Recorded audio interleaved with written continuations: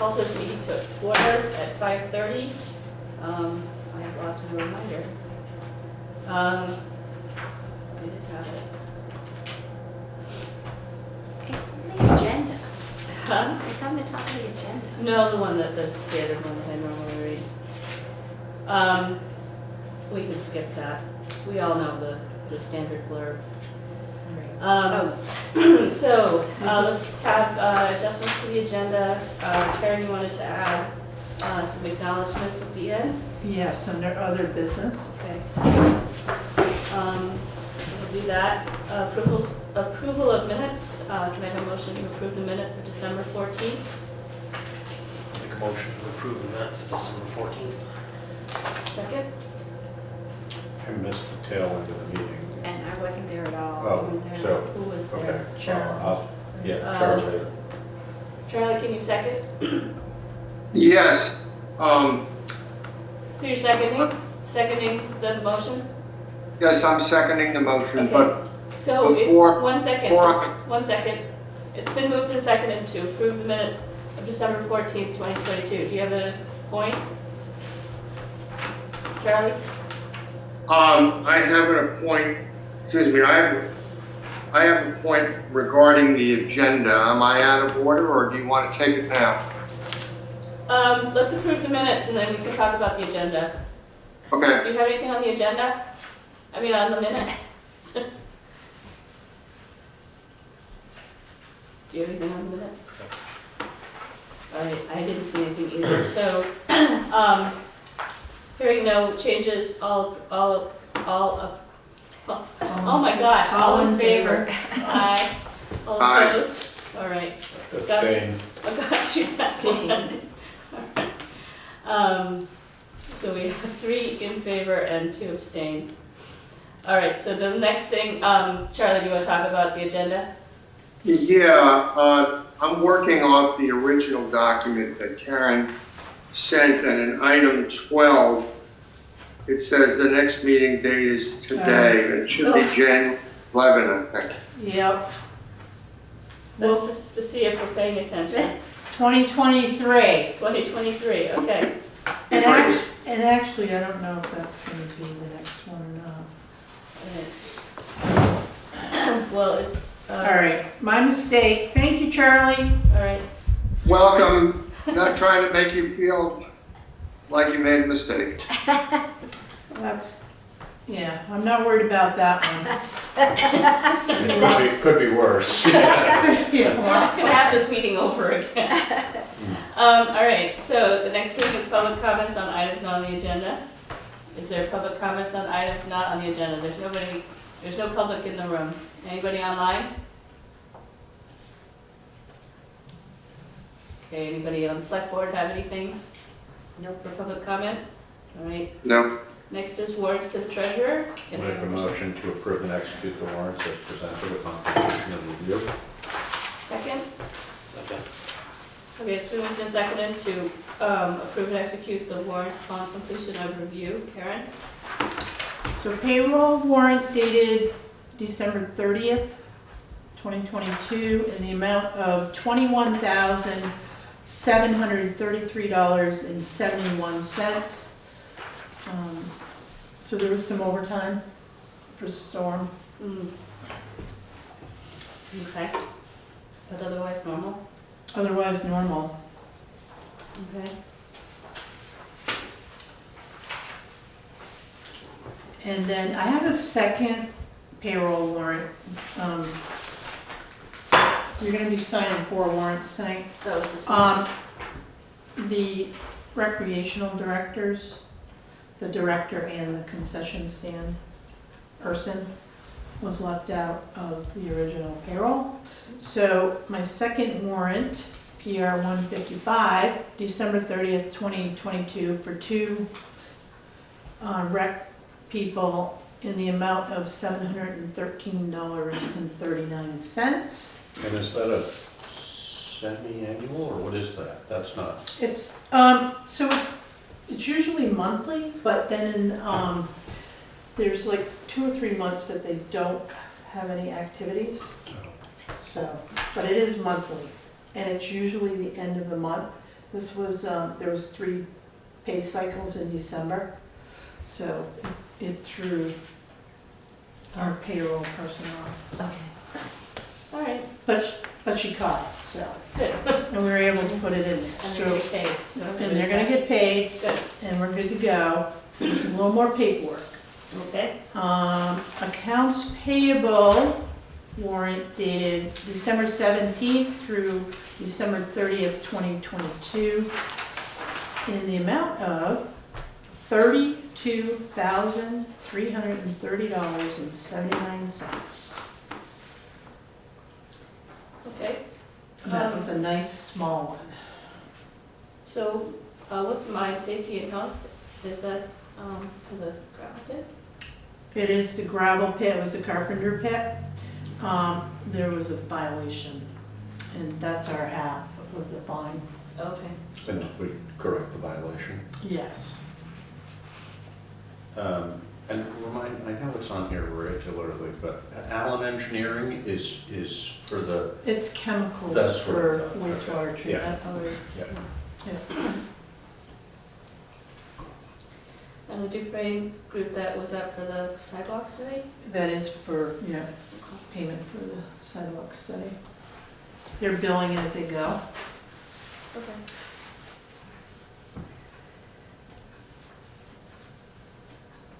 Anybody have any other questions? Charlie? No questions. All right, hearing none, all in favor? Wait a minute. You- Oh, I did got I one miss more. Oh, I've got one more. This is for the payroll taxes for those 2 individuals. okay. So, check warrant, again, for December 30th, accounts payable, $118.22. Okay, so usually, we see that under the United States Treasury piece. It's Yes. usually the first thing, but Yes. it goes with the, okay, Yep. all right. So this, the AP does not have signature lines, Karen?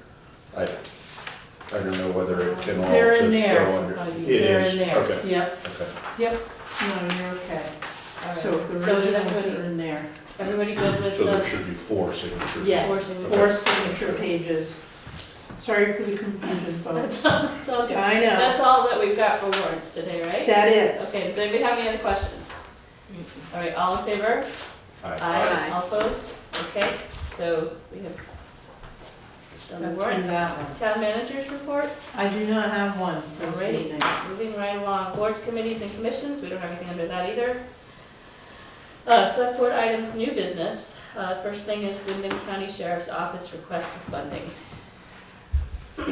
So I guess we got a letter from the Windham County Sheriff's Office. You want me to read it? Yes, that would be great. Dear Select Board, as you may recall, in 2022, the town of Putney voted a non-binding article urging my department to adopt a policy developed by Migrant Justice and Nomos Polimigra regarding fair and impartial policing to replace our existing policy on the subject. Through work with Nomos Polimigra, we have developed a plan for a public forum which will include 2 facilitators to allow for space and understanding of the complexities of this policy and to find common ground.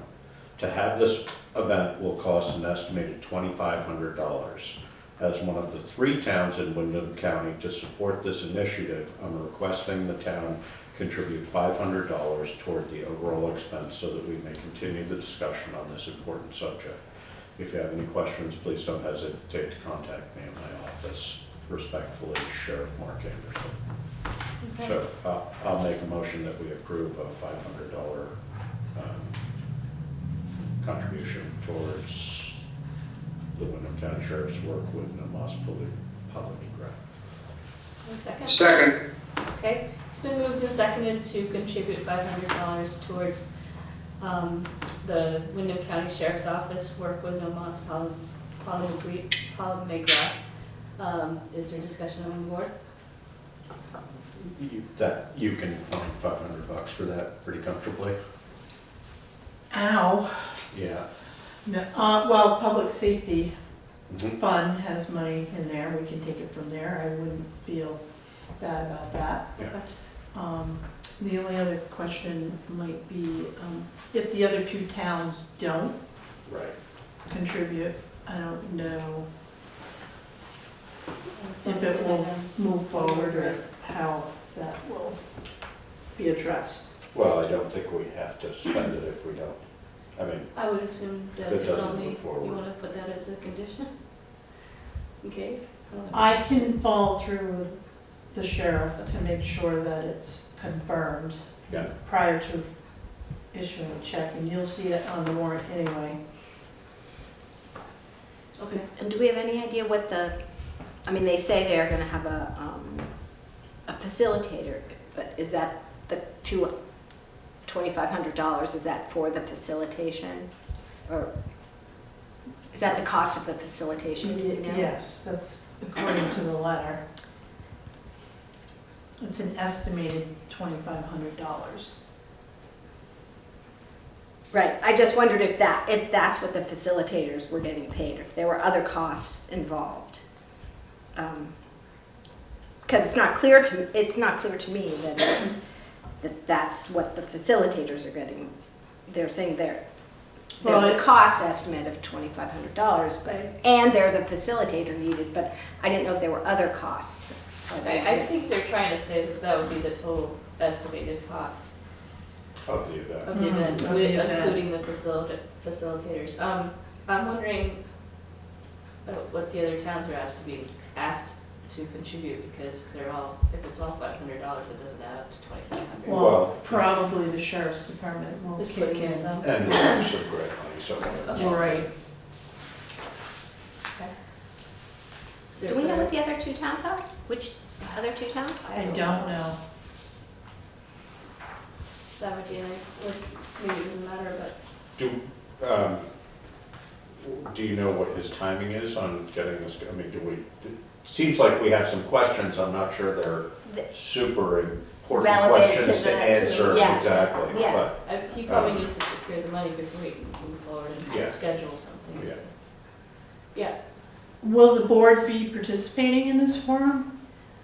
I mean, as long as it's. Depending when it is. Depending on what it is, right. But I would be very interested. My in it. intention would be to go, Yeah. yeah. Yeah, well, I mean, if we endorsed it, I think somebody should represent Putney at the forum.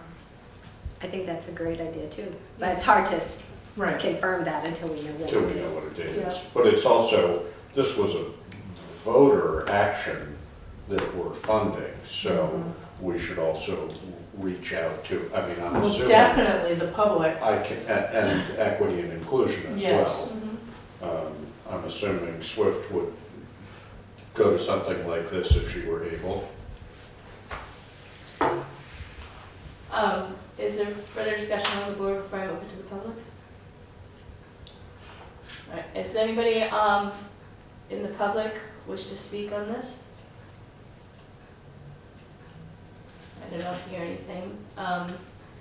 So we have moved and seconded to contribute $500 towards the overall expense for the Windham County Sheriff's Office work with no Mas Fall Migra. Hearing no further discussion, all in favor? Aye. Aye. All opposed? Right. Okay, so the next piece is the Windham Solid Waste Management District Letter of Support. Anybody want to read that one? Sure. Okay. Hi, Karen. I just left you a voicemail. We are wrapping up a grant application to the USDA and are gathering letters of support. We thought you would be the perfect person to write one as you support green initiatives in Putney, which is in our proposal as one of the target communities for residential food scrap drop-off. I'm attaching a draft letter that you can use as is, edit as you see fit, or ignore altogether and write your own. This is due at the end of next week, so if you do this, please get it back to us soon. Do we want to read the whole? Okay, so this was the draft letter that they are offering. Dear Mr. Spencer, the town of Putney would like to offer its support for the Windham Solid Waste Management District's proposal increasing and improving recycling and food scrap diversion in rural communities, educating residents, assisting municipal facilities, and demonstration food scrap drop-off. For funding through the United States Department of Agriculture's Rural Utilities Solid Waste Management Grant Program. Bordered by the Connecticut River, Putney has a population of 2,702 and is a rural agricultural community committed to recycling, as well as our region's small farms and the Putney Community Garden. Putney does not have a town transfer station, so residents must hire commercial haulers for trash and recycling services or use Windham Solid Waste's full-service transfer station in Brattleboro. With the new state law banning food scraps from disposal in Vermont, combined with the high cost of collection in rural areas such as ours, our town is increasingly in need of assistance in handling organic waste easily, optimally, and locally. At the town offices, we frequently receive requests from residents for expanded local options to handle waste, especially food scraps, and have explored options for a new town transfer station facility, but have found no easy solution. Participating in this grant proposal would allow us to have the assistance of district staff to develop more and better options for handling food scraps at a demonstration site nearby, and to foster more participation and competence for homeowners in managing their organic waste. Putney would greatly benefit from the free outreach resource, website promotion, and resident education as well. Thanks for the opportunity to participate in this timely grant application. Sincerely, Karen. My first recommendation is to have it signed by the select board Yeah. and not me. Yeah. Alrighty, Do you want a motion on the table? yeah, let's do that. I'll make a motion that we approve the request to write a letter of support for a grant for organic waste collection, and that we change it to a letter of support from the select board as opposed to the town manager. Okay, is there a second? Second. Okay, it's been moved and seconded to approve a letter of support for the WSWMD's proposal for food scraps and to have the letter signed by the select board. Do we all want to sign it? Or do we just want me to I sign it? think the chair. I think chair's fine. Right. Yeah. So, and to have me sign it, is there a discussion on the board? I would just say, you know, this format for the letter seems fine if you and or Karen want to. I'm fine if there are some alterations in it. The general language seems okay, but. I read it, I'm comfortable with it. I tried to get a hold of John Fay, but I could not connect with him because I'd like a little more information. You know, what this entails, what. Any administrative costs, et cetera. Yeah, I mean, I know folks would like to see recycling in town, but, and as far as food, I mean, Food scraps are a different matter. right, Yeah, and I mean, I'm you just know, I surprised. think it's, Yeah, go ahead. I think it's, typically we would have Dan here also who would That's what I comment. was He gonna may be out of say. town or something, but Right, it would be great right. to get Dan's opinion on it. Yeah, You know,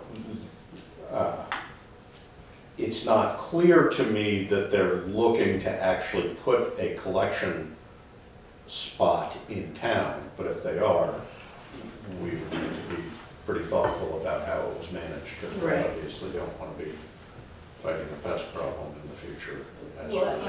I read agree this with more in that they were putting together a Sort of grant to exploring. assist, Yeah. you know, what the options are, and also in general education for the residents of town, which, you know, you mentioned pests, that's a real issue. We always see on Facebook, you know, posts where the bear came through and it took the trash and it took the compost, and, you know, those are real issues when you're trying to, you know, try to compost in your yard. So, I think that, I mean, I'm comfortable with this language as well. My only comment is, as long as it's true, you know, You know, I mean, does the town receive frequent requests from residents for expanded local options to handle waste and food scraps? I mean, if that's true, that's fine, I'm cool with that, I just don't I've had want. phone calls, Okay, you know, as long because as of you feel like pests, that you know. speaks the truth. and some of it's recycling, you know, Yeah. so, but I have, Recycling is a Yeah. huge issue. Yeah. with pests. And, you know, food scraps is gonna be a bigger issue, but, you know, people like to compost, but this agency can educate people on how to do it and protect wildlife and, Great, I'm 100% in support of Yes. it, I just yeah. wanted to make sure that Yeah. that was true. Yeah, I think it's, I mean, like I said, I think it's more about recycling, but I know that people talked about food scraps as well. Well, and that legislation only became enforceable, I think, this year, This year, right? Right. So, Right. you know, and I don't know whether we're certainly not able to enforce it. I don't How know whether enforceable somebody is it? is, exactly. Right. But if so, I can imagine it could be a more complex issue than it has been in the past. Yeah. But And I would think Windham Solid Waste would have some sort of program down there. they do Yeah. already. No, well, they do, Right. yeah, Community organic waste. I mean, Brattleboro, I think, has pickup, don't they? They do. I think they do. Yes. Yeah. Yeah. Yeah. But they have So- bins right at They the, sell bins at the town hall, and you take them, I don't know if there's a cost to the residents as well, but except, aside from the bins, you have to purchase those, but, So here's the conversation we've had in the past, you know, curbside, solid waste, recycling, yard debris, and now food scraps. You know, we discussed this, Westminster does it for, you know, about $300,000 a year. Hmm. So that's the flip side of having curbside, but it also raises your taxes. that's a big price tag. It's probably it higher is a big now. price tag, yeah. So, Yeah. No, and we got bids from, I think we only ended up getting one actual bid. My recollection is it was even a little higher than that. when Cynthia was here. Yeah, Yeah. and I don't, this thing now, but we looked at different ways of keeping the recycling bins, and then also, the problem with recycling bins is the expense is large, and the cost of recycling, or the value of recyclable material is so volatile that sometimes, it's just, it all depends on what the market is, whether there's any money in it or not. And I noticed recently, actually, they're collecting down at Windham Solid Waste, they're now collecting glass separately because there's a market for glass, so they can actually get some money for that. Typically, they've only been separating out cardboard Yeah. carefully, but now glass apparently brings in a little bit as well, so. But we talked about the possibility of a transfer station in Putney, and I personally think there would be big benefits to that. Would it be economically viable? I mean, my guess is it probably would be economically viable compared to pickup. What's hard to judge, and we don't know, is the expense to people who have private haulers. I mean, it's expensive to have a private hauler. Right. But also the expense to people of going into town Right. if they don't otherwise need to, and/or how it affects side of the road dumping. If we had a transfer station, would that solve some issues for us? And, I think it's something that should still be an ongoing discussion, but it would take more management on the town's part. But Yeah. Westminster has a transfer station. the BF Westminster Yes. combined one. Yes. But, Which is a pretty sizable operation. it is. And I think, like any Putney resident, I believe you can buy, Stickers for up there. yes. Yeah. Can You're gonna pay a little more than you'd be Yeah. a non-resident, you? but, Right. I mean, I can see it sort of if we were to go in with Dummerston or something like that, maybe it would be more cost effective. Right. Plus we'd have more options as to where to put it. Where would we put it? Well, what we talked about was down at the highway Highway department. department. Yeah. Yeah. I mean, there, we could look at other, we talked about down by the sewer plant, but there's really not enough space down No. there. But the highway department, there's actually a reason, sort of right where the sand pile is when you go in. Mhm. You've got enough footprint to do something there that would be, but, it would take probably at least one full-time staff member and perhaps a half-time person as well, and then the infrastructure Well, I assume also. there's still shipping costs or hauling costs or. There would be, Yeah. yeah, I mean, my mother lives in a comparable sized town down in Connecticut, and they have a great little transfer facility. And they're just really careful about, the thing that's nice about it is it gives them the opportunity to really manage the waste Mhm. very closely, because it's very personal. So they have a little swap shop right there, they have, they really separate out all their glass and cardboard and cans and everything. And I looked at their town report, I want to say it was about $160,000 a year for their budget for that. That doesn't include, that's ongoing infrastructure improvements, but presumably there was an upfront investment as well. Okay. But it's a pretty neat little operation. They're open I think 2 days a week. Okay. And then if we were to do something like that, would we not be part of the waste management district anymore? Is that? That's part of the question, is whether our assessment would remain the same, because my guess is, and I think we had this conversation with Dan at one point, or Bob maybe, I think we would probably want to remain a part of that district, just because otherwise we'd have to do our own Right. district plan, Oh. which is much more in-depth. No, okay. So we probably wouldn't, our assessment probably wouldn't go away, Okay. but it might shift it somehow, I'm not sure. Yeah. I think you're right on I think that was, Yeah.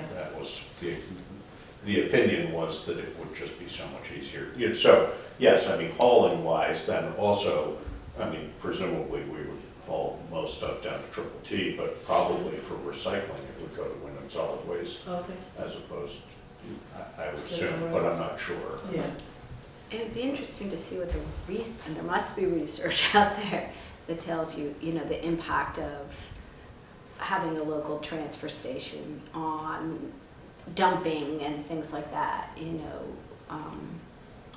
I'm sure there is. and the amount of recycling that people do, and, that'd be really interesting to. Yeah, one of the things, as you will recall, our recycling dumpsters were super busy. We were by far the most recycling dumpsters in Windham County other than Brattleboro. But part of that was that we drew people from all over the place because they were so convenient. Right. So we had Dummerston residents, Westminster residents, even people from Saxon who were on their way to Brattleboro, so on and so forth. So is that, say, a feasibility study that could be done to Sounds like it. tease that out? Whether we should be thinking further about that, Right. probably. It might also be worth just having Bob Spencer come and talk to us about it. I don't remember, we talked to haulers previously, and we talked about the expense of a facility, but at that time we were also talking more just specifically about recycling as opposed to actually having a transfer station. And I would imagine there's research available. I would imagine it's largely related to proximity to an existing transfer station. We're not that far from Bratt, but if you think about everybody, the reality of however many people don't have private hauling, actually taking their trash to Bratt, that's that's a pretty significant impact. Yeah. So I'm not sure, and I don't know sort of climate-wise in the long run, whether there's enough data for that to, is it justifiable that that individuals are taking their trash, 10 miles away in Or order to get rid of even it. having private haulers constantly going to places. Exactly, Yeah. I don't know. But Sounds like a capstone project for a landmark student. There you go. definitely. Dan, well, you know Dan. Yeah. I mean, Dan's both into this and been doing it Yeah. forever, so he's a great resource for information. Okay, so, back to the letter at hand though, do we have any? Sorry. It's okay. Sidetrack. No, it's good information. Do we have any other discussion on the letter that we have in front of us? Is there any public comment online? Charlie, are you still with us? Madam Chair, my hand is raised. Oh, I didn't see it, I'm sorry. Mr. Fairman, go ahead. Oh, that's okay. Couple of points about this. The first one is apropos Connecticut. Vermont is one of the most rural states, and Connecticut actually is quite different. The most densely populated states in the United States in order are New Jersey, Rhode Island, Connecticut, and Massachusetts. I know there are some rural areas in Connecticut, but they have a much denser population, which probably changes the whole equation here. Now, you folks, as everyone does, refer to food scraps. Now, I live at Putney Landing, where Triple T Trucking does the pickup, and I'm going to share with you their composting collection instructions. As you would expect, all food.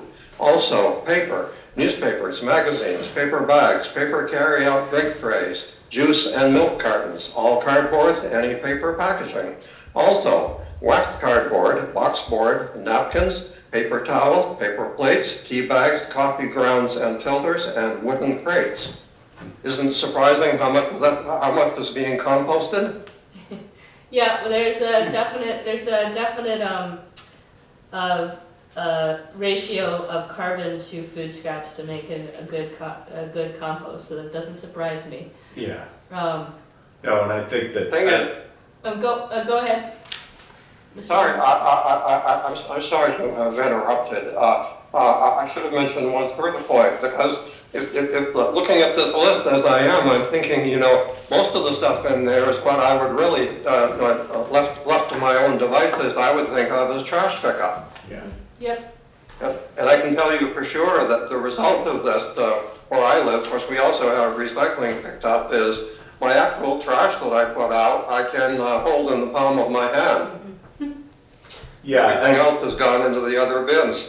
That's pretty good. That's great. As you may recall, Mr. Fairman and others, there also, there has been discussion about increasing the size of the composting facility at Brad. I mean, as it is now, they produce a saleable product from their compost, and that actually, I think, I'm not sure it's up to scale where it's profitable, but I think it is potentially profitable for them to be doing that. And they talked about, I might be misstating this, but my recollection is where the MRF used to be, the sorting facility, the big warehouse essentially that's right there. They were talking about converting that whole thing into a composting facility and increasing their ability to have greater composting. But also, just point of reference, the town I was referring to, Mr. Fairman, where my mother lives, is almost identical demographics to Putney. It's in the northwest corner of Connecticut, very similar, very rural. So it's unusual for a Connecticut town, but yes, similar to Putney. All right, is there further discussion among the board about the letter? Is there a comment online about the letter, about food scrap, or about food scraps? All right, hearing none, sounds like we're ready to move on. All in favor? Aye. Any opposed? Doesn't sound like it. Okay, so I guess just want to change the bottom part, and I can come in later and sign it. Be great. Okay, so the next thing is the animal control ordinance proposed changes. So in your packet is the 2019 proposed ordinance. As some of you recall, there is an animal control advisory board, and they were tasked to update the ordinance. They put in a lot of work into this document, and COVID hit, and it's just been kind of idle, and I'll take responsibility for not pushing it forward. I think you can share that with, we all could have moved it forward, but it hasn't, so. Yeah, because I know, the last, 2 years ago, we had a representative from the committee, speak at the town meeting about this ordinance. So the trigger for the changes in the ordinance, in your packet is a sheet, that Janet Langdon shared with us. Okay. These are the changes. Unfortunately, what happened when they made the changes, tracking wasn't on the original document, so you're not able to see the Reconcile. changes from the original to the proposed. Okay. So these are the changes in the proposed ordinance. Okay. Janet also expressed that the trigger for this was the animal attacks in Putney, Yeah. animal on animal. That was getting a little, Couple, well, maybe 4 years ago now, right? 4 years ago, yeah. Ranch, yeah. Yeah, because Chip Stearns It was still It was here. just pre-COVID. Yes. Yeah. And there was another incident in town recently that the animal control officer is handling. Okay. So, and as a board, so any aggressive dogs, folks can file a complaint to the select board, and then you can act on it. But we definitely need to get a current ordinance in place. Okay. What I'd like to do too is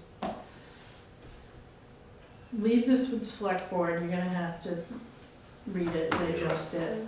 And then if you have any questions, I would like to have somebody from the advisory committee here. Okay. Janet is out of state right now. Okay. Maybe next. Janet Goldstein is out of state. Okay. Janet Langdon, she stated if you have any questions, you can email her and she'll answer them. Okay. But most likely she would not attend a meeting Okay, and so, speak on this. do we have her email address? I do. Okay, so. we can send I'll to share us. it with the Okay. select board. Um, So with an ordinance too, so what has, once you're comfortable with it, then you have to put it out to a public hearing okay. for the community. And that has to be like within 60 days, I believe. 60 days of what, part?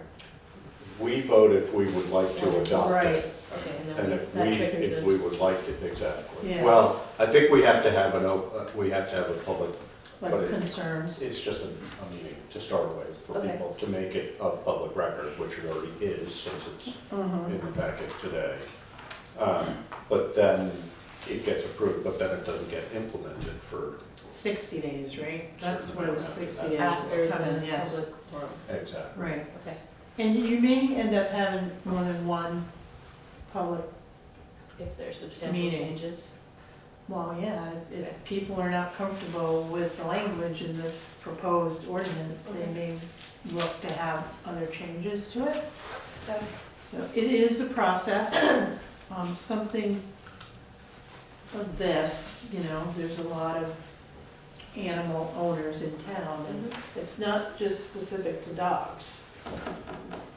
So, The other thing that somewhat delayed this in the first round was a discussion with, I can't remember whether it was still Sheriff Clark at that point or whether it was Sheriff Anderson, but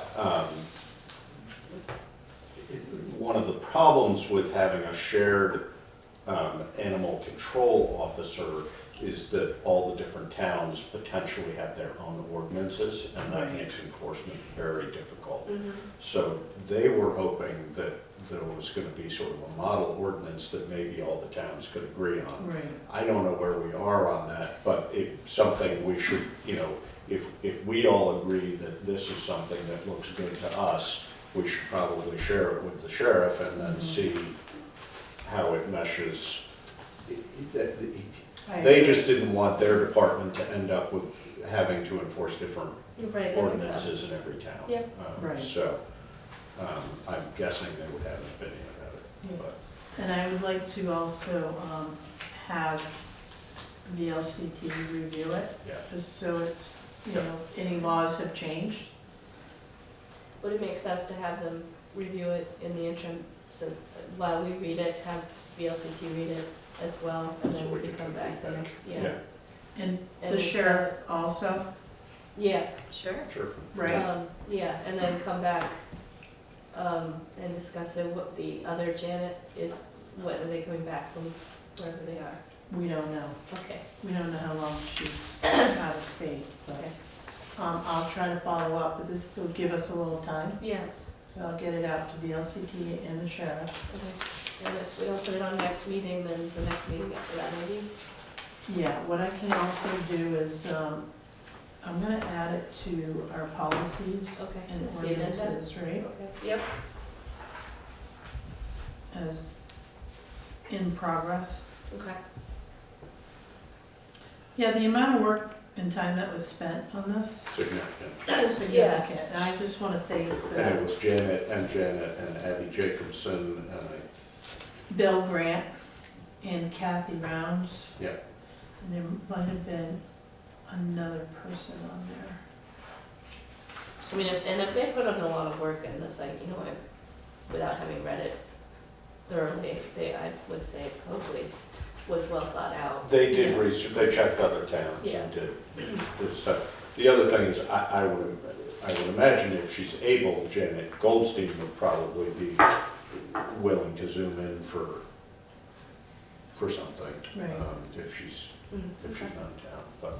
Yeah, Okay, all right. So we should review this and be prepared to discuss it next. yeah, the next time it's on the meeting. agenda. Next, At well, the next. that might be a little ambitious, but Okay. next time it's on the agenda. Yeah, I'm thinking the 11th may not be, It's a lot of, yeah. that's not enough time. Well, we've also got probably quite a bit to do.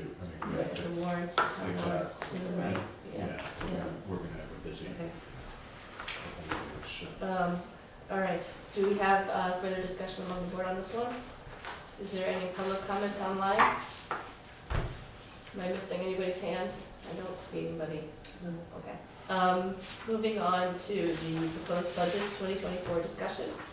I think we're gonna loop back around on this unless anyone has any questions on what we've already been going over a little bit. They're not final Right. by any means, because I have questions for the board, Okay. which are actually in the draft articles, okay? Once we get down there. Um,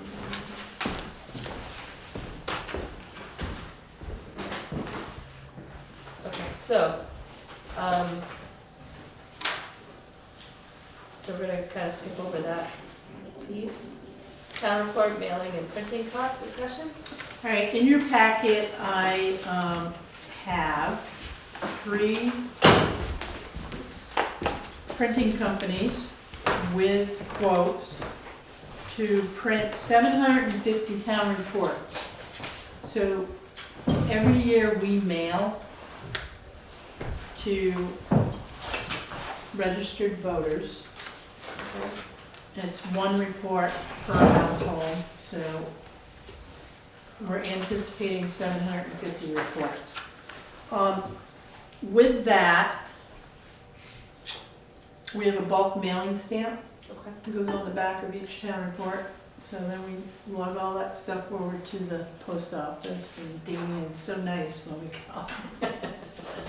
Here we are. He dreads it every year, but unfortunately, so just mailing 750 reports will cost approximately $643.93. Okay. If we went with R.C. Brayshaw, who is the lowest, to print 750 town reports at $2,377. That's a total of $3,020.93. Which I'm gonna look at that line item because I'm not sure I have enough in the budget for '24.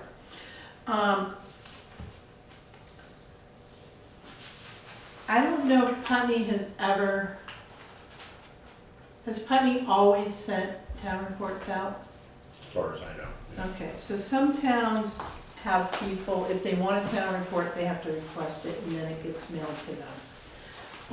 Because we're going back to in-person town meeting, people always bring their town report. If we have extras, we bring them with us. But, I'm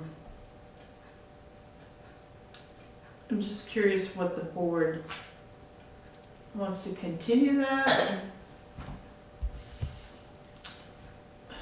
So as opposed to, we'd still have to print at least 750 copies regardless, right? Well, So we would be saving at most $643 if we didn't mail them. right. But you're saying we would mail them if people requested them? So approximately maybe 300 people show up to town meeting. And we're sending out 600 or How many of them usually 750. come back? How many town reports come back? Yeah, like a deliverable. Not many. No. They should be No. mostly the addresses, because that, Right, the registration Right. list should be relatively Yeah. current. I mean, I hear you that 300-ish come to town meeting. That doesn't mean that the others aren't reading the town. Right, report. right. Exactly. Yeah. So agree with that. I'm guessing we would exclude a fairly significant number of people if we changed how we do it.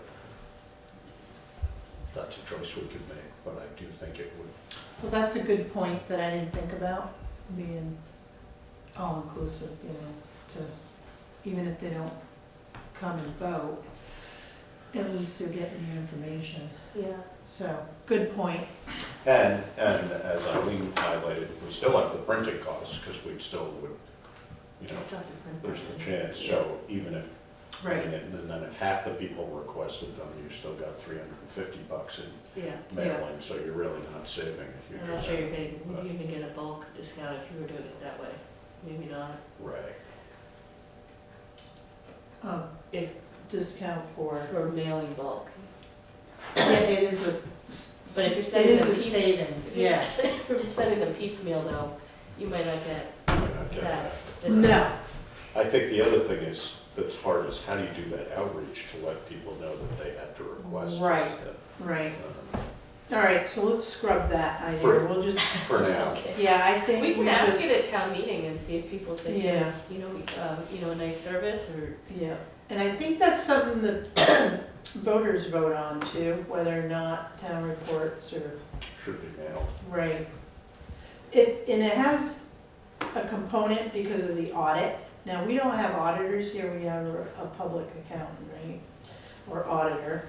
And in our town report, there's a paragraph that states, the audit's available, at town hall, all you gotta do is, on the website or whatever. So there's a little clause in there, and that's in the town report, and that's our responsibility for notice to the people. That it's been, that an audit is Yes, approved. and it's available. Otherwise, you have to put it in the newspaper, okay. so as long as it's in the town report, we're covered on that item. All right. So it's one or the other, so, but I'll go with Josh. I'm fine with doing 750, we'll just mail them, Yeah. and it's And done. I can't remember, is that the same person we used last year? Yes, And we were happy with the printing? yeah, That we've worked been well, using them For quite since a while. I've been here, Yeah, I think, yeah. yeah, The Bradshaw, the bake shop. yeah. Yeah. Public comment online, Mr. Fairman? Madam Chair, just listening to the discussion, I checked the statute, which says that the annual report shall be distributed to voters of the town at least 10 days prior to the annual meeting. So there certainly is a clear statutory obligation there to distribute to, I understand, meaning the town sends it to them. Yeah, I mean, if other towns do it, presumably there are various different ways. I mean, I think that's part of that was our discussion about needing to have 750. Right. Because there may well be 750 people, but how we distribute it, and it doesn't specifically state, I'm not disagreeing with you, Mr. Fairman, I'm Right. just, it You can do doesn't it door to specifically door. state it has to be mailed, right? Right. Or they're made available at town hall, Right. as long as it's 10 days in advance. Right, But I just think it's Yeah. complex to try and get them out there. so in Westminster, folks have to request it from town hall. It can be mailed to them if they request it early enough. They also put it out at the libraries, common areas, and people could just grab them. Mhm. So they do it that way. Newfane does mail town reports to every property owner. So, I know we have it online as well, so it's a good. right, and it's online. I mean, Westminster is a reasonably comparable demographic. It would be It is. interesting to see what their line item, I mean, do they save a whole lot of money by doing that or not? I have their town report in my Yeah. office, but, That might be worth finding out, but I Yeah. do think, in the interest of making it equitable in time, I don't think it's a change. I think it's a topic we could bring up, but whether it would want to be an article or not, I'm not sure. right, But it is something we can talk about at town meeting, at least Yeah. that would be a way of getting that information out there. yeah. Yeah. It's I'm wondering available if West, online? it is available online. Yeah. Yes. It goes back to, what is it, like 1968 or something like that? Yeah, I lost my train of thought. I was also curious Westminster. whether Westminster, because if they're doing it that way, they're not limiting it to households, I assume. no, The It would just number be per any- household. Right, so if we're mailing them to one per household, then we're only coming up with 750 as opposed to, how many did we say there were in Putney? 2,702 people. Right, but Yeah, not registered, but registered voters is Right, right. what, is Yeah. 1,800, somewhere. Yeah. But it's not gonna 16 or control the 1800. flow, is Right. my point. If But you're you just have- bringing them to the library and people can take it, they can Right. take 2 or 3, right, Yeah. if they wanted to, so Yeah. that might be a good reason not to do it that way. mhm. Mr. Fairman? Madam Chair, I would take the liberty of mentioning that if Westminster were allowed to send out the reports on request, the statute would say the annual report shall be made available to registered voters of the town upon request. And that is not what it says. It says shall be distributed to. So I'm guessing that Putney may be on the right side of the law and Westminster may be pushing it at the very least. Thank you. If you're gonna be in touch with VLCT, Yeah, go ahead. good question, Ask just them. just Yeah. ask them for an opinion about it. I do think from a equity and inclusion point of view, Yeah, I think sending it is important, Yeah, you know? I mean, too, and we always have them available here, too. I'm assuming we have copies in the library as well. I don't know that we have them for pickup in the library, because we do here, but I don't know, once we do the mailing, usually we the have access. a couple boxes left over. Right. What we'd like to see is just one box left over of 80, but we're getting better at our numbers, and it seems to be working, so. So we do not distribute, like at the library, or, if somebody comes in and asks for one. Yeah. Because they didn't get one, then we'll hand one out. okay, we need a motion because we're approving a bid, right? No, we're not approving a We're bid. not approving a bid? No. Okay, No, it's under 5,000, so. so we're all good? No, we're So- going with RC We're Bradshaw. moving on, we're moving along, we're printing it and we're mailing it. Yes, Sounds good. thank Is there- you. Sure, but let me just Thank make you. sure there's any more comments online? on this? All right, we're moving on to town warning proposed draft. All right, so in your packet, I've put together a draft. It's only a draft, it's most likely gonna change, folks. Let me see if I can find where my... So the questions I have for you this evening.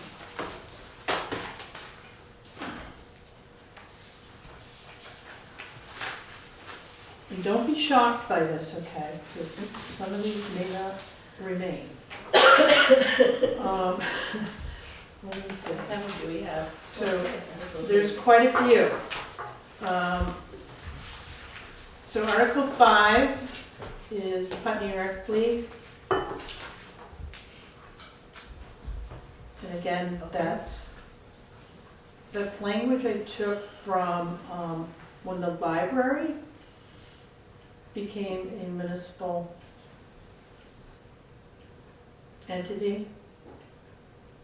Yep, okay. Just know that this has not been So vetted by, it's not a municipal rec league as Not it yet. is. it is not. Yeah. It's a private, nonprofit, is run by a board of trustees like the library, so this rec league would be similar to the library. But don't we have problems with the way the libraries, I mean, aren't there issues with the way that the library's structured that are problematic that we wouldn't want to recreate? Yes. Is there a way to have a rec league be a municipal operation without recreating those problems? What's odd to me, because I went back in the years with the town reports, and at one point, it appeared it was a municipal rec league, and we were paying like a baseball director and a soccer, and we were paying all kinds of people. So I don't have any history of what happened, Yeah. in between. So all I'm hearing from the community right now is recreation, public recreation. Yeah. And they're out there on their own, trying to make this work and struggling with the challenges. I think the other thing that maybe complicates it a little bit is that there's overlap between the school and the rec league. I mean, the rec league is based at the school, and I mean, my understanding is anyway, they're the ones who often are involved in sort of recruiting coaches, et cetera, for soccer teams, et cetera. The school or the rec league? The rec league. Yes. So, why that's a rec league function and not a school function, I'm not 100% sure. I'm aware of some towns that have, I won't use the proper term, but essentially a recreation coordinator who's a municipal employee, and that it's not a board circumstance. So we have a rec coordinator who we pay. That was that second one. But they're part of the league, right? Yes, Right. yes. So I think that, I think my feeling about your question would be, if we want to bring it in-house as a recreation coordinator, as opposed to having a rec league that essentially operates on its own and we fund it, then that would be a different circumstance. And I think there potentially would be real advantages to that. There also potentially would be disadvantages, and I don't know what they would be. But a rec coordinator would be a very different thing than funding a rec league, I think. Yes. So, it may be statutory that they have a board of trustees, and I say that because even Brattleboro has a board of trustees for their For the rec league. sizable rec and parks department. Interesting. So there may be something there. And as far as combining the two, I think there is an advantage to the library having a board of trustees, and that they can accept funds, they can do fundraising, aside from being a municipal entity, they can raise funds on the other side. So I think that piece is advantageous, but we may want to make sure that it's not just statutory, that we have that. And that has been an important component of the rec league, because Yeah. they do quite a bit of fundraising on their own. But I think they have to at this point. They generally- They're getting Right. funding from Right. us. But I also think that, and I don't think we know this at all, but, you know, given that push to have recreation or something be sort of more of a town thing, we may be looking at rethinking it anyway. Right. Right, I feel like that clearly was a message coming from the Exactly. town Yeah. in the VCRD events, Yeah. right? That recreation was a priority. Yeah, And the other thing, just from my point of view, I would hope that whatever we do, that we move away from this idea of soccer and baseball only Right. Right. to a Right. broader definition of recreation. Yes. Yes. To me, Yes. more intergenerational, you know, that this is Right. not just about soccer for kids, Right. but how no. other things kids might be interested in as recreation and other things that different generations might be interested in. And that's very much the model, the one that I'm talking, again, referring to the same town in Connecticut. But the demographics are almost identical, and they have somebody, I mean, I think it's a half-time job. But it's a position, I mean, you know, one of the problems with the structure we have now is it's a stipended position, but it's not enough for it to be somebody's job or No. even a half-time job. No. So, you know, I mean, I think if you actually put somebody in charge of it, then it functions very differently. But they very much take that model. I mean, they sponsor things that, you know, various different meals, et cetera. They also they take a senior trip to the flower show in Hartford every year, and they do, Yeah. you know, recreation is a much broader, Right. much more broadly defined. So I think that would be, but I think probably a good place to start is with VLCT and find out what the statutory limitations are and what other towns do. Yeah. So in this article too, if it becomes a department of the town, at some point we'll have to create a budget for it. Right. Which we already, We have stipends for the Right. coordinator and the concession to person. the tune of $8,000, is that right? Somewhere in that range? What did we just pay them, like $750?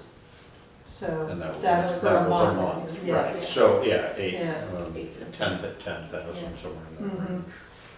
So and I do know that financially they do have some funds in their account, but it's not gonna be enough if they're gonna try to grow this program. And maybe, the other good thing about the rec league being under the auspices of the town is that they can go after grants like the library does. Oh, yeah, See, okay. this is a disadvantage for them right now.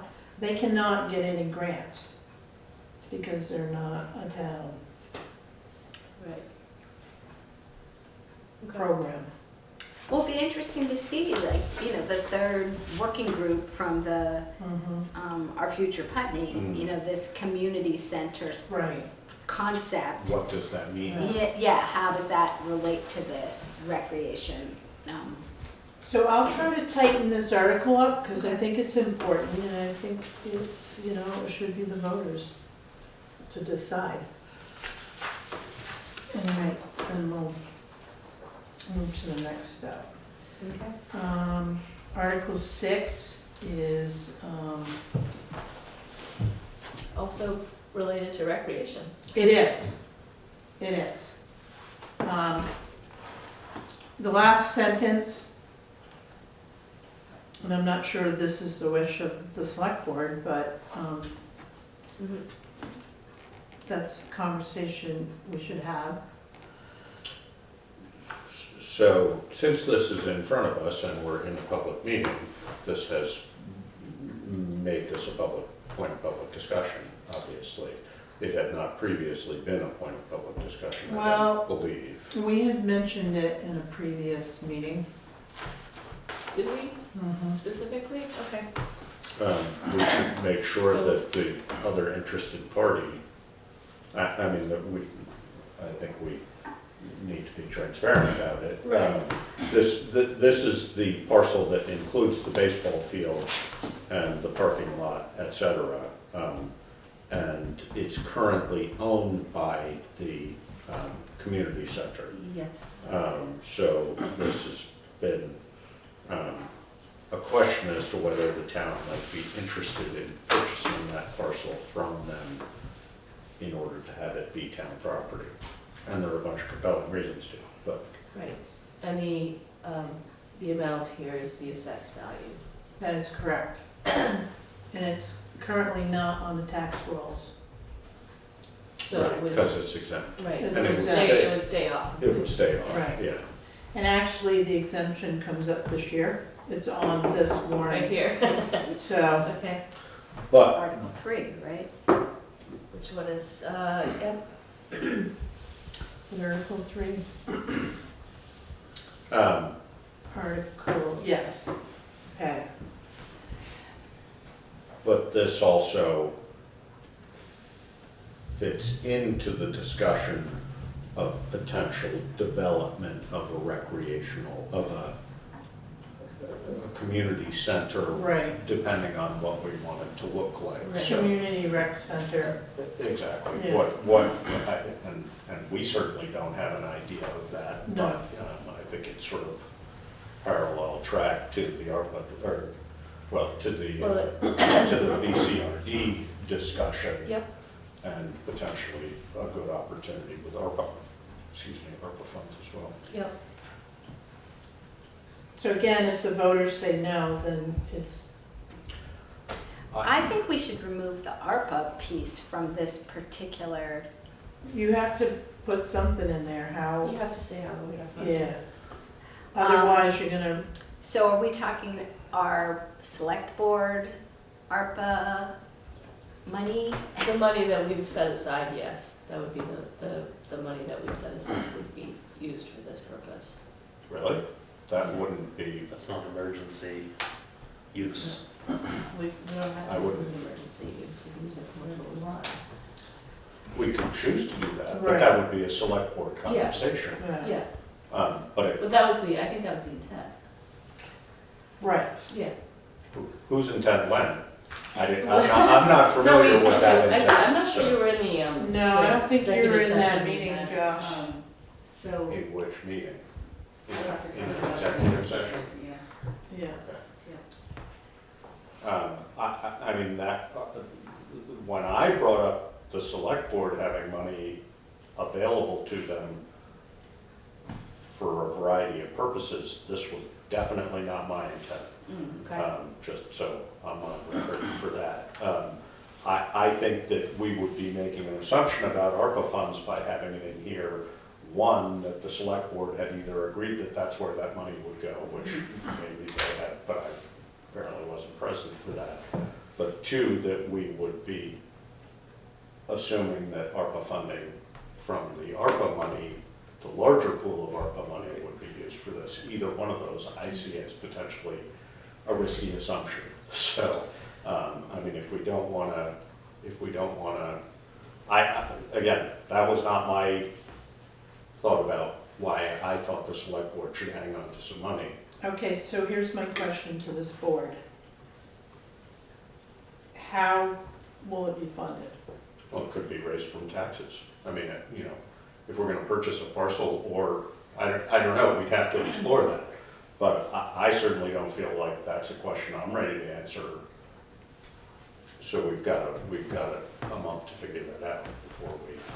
Has it been Print proposed the to the articles. ARPA committee with their, question on that this is a possibility? Because I didn't even know this was No, became 'cause- public. No, they're still Yeah. they're still trying to figure out the process. So I would think, bringing this to them and saying, hey, we have this opportunity, just so you know. Might be worth a conversation.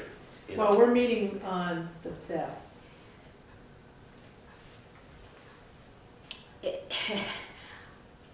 I would say First of all, what is the time sensitivity of this? Of getting the town, to getting voters to approve the purchase of this? The end of January. Is when the articles have to be printed. Yeah, no later than January 25th. No, that's not my question. My question is, what is the timing For the sale. for the sale? Right, like, what's the They were rush willing to on the work with us by sale? the sounds of it. Yeah. Are they, They're in no rush. if but- they're in no rush, Are we wanting to have this discussion in open session right now? I'm not Well, sure we the are. conundrum here is that's already on the table, so. Right. Right, I'm so- not talking so- about it, so, So I would recommend that maybe we don't have an in-depth conversation about this until, it's now a public topic. That doesn't mean we're obligated to talk about it further at this time. Right. I felt obligated to identify what we were talking about because Yeah. it's now public, but I think we should be cautious because unless the other parties involved have already been told that this was going to be public and that it's being presented tonight, that's the reason we have executive session, is because it potentially causes a disadvantage to somebody. So right. I would table this discussion if it So were let's me. table that discussion. So let's move on to, Article 7. Article 7. I think, given that we've had that conversation, it probably would allow any questions that are currently, but I don't see any questions, so maybe that's not an issue, but. All right, so number 7.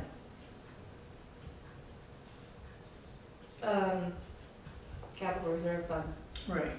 So this is for the, This would be for the general. not the highway. That's correct. Okay. So this is an extra. That we haven't put in recently. We haven't been putting in. We haven't been putting it in. Okay. We should be putting money into the capital reserve. So this would be through taxation, yeah. This would be through taxation, which adds another 8 cents, which is a big hit. On top of the. On top of- Another 8 Yeah. cents that you already had planned on. Yes. This would be more like 4 cents, wouldn't it? Isn't it 20? Oh, sorry, 4 4 cents, yes. Yeah. 4 cents, my mistake. On top of the 8 cents that's already proposed. How much is So- in that fund right now? Well, there's 200, I wanna say 268. I would have to look. Did you pick 100,000? It's just a random number. Mm. Okay. Or Does if you it- brought it down to 25 or something? I could do 50 might be okay. Yeah, what, do you, So renovation of town hall. We should be putting money in for town hall anyway. Because we have $18,000 in the town hall reserve fund right now. And we already know that, we got doors that definitely, they were voted on, they should have been done by now. If we move ahead with the feasibility study to have it updated, I don't know where that's gonna lead to, it's gonna possibly give us opportunity for grants, but we have to have matching funds for those grants. so do you have, Karen, and I don't know whether how far you've thought about this and or had the discussion with the auditors. Is 100,000, I mean, if we were looking at funding a capital fund annually, which would be wise of us to be doing, is roughly 100,000 the amount we would be thinking it needed to be funded annually on an ongoing basis? Do you have any sense of that or not? I'm not trying to put you on the spot. I know. I'm just trying to have a sense of what that. Well, if we move forward with the renovation of the town hall, I'm gonna say most likely yes. And Of that's not including anything else, you know? Well, that would depend hugely on the available grant money. Right. But it would, because that, depending on what the match would be, that would.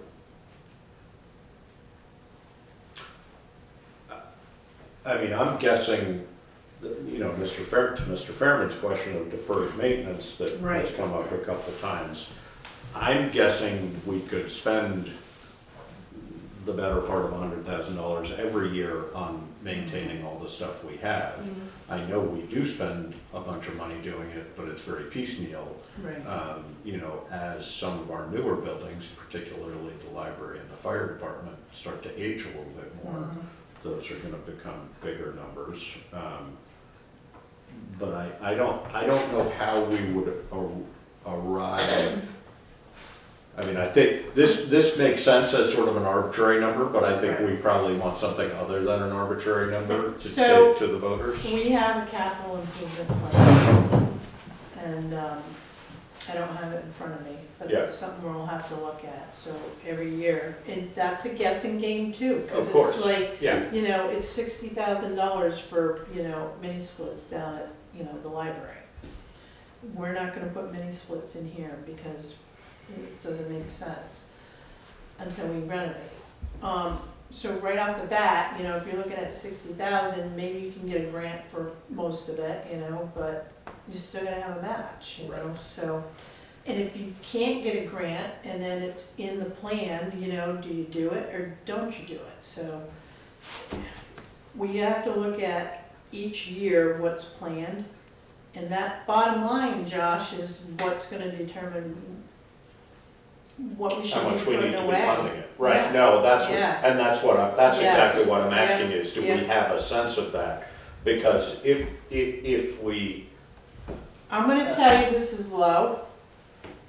100 is low. Yeah. For this year, or on and on, are you Moving thinking forward, just Yeah. moving forward. that we'll need 100 Yeah. every year? Because with the fire station too, like, so deferred maintenance to me is not just on the building, but it's on equipment, right? Yeah. So all of that, instead of taking it out of the operating budget, right, it should be in the capital improvement plan. Every year, we're planning on what needs to be done. So, but are you talking about you're removing all our vehicle capital replacement plan from this, or not? Yes, yeah, that's. So this is just buildings and structures, Yeah. et cetera?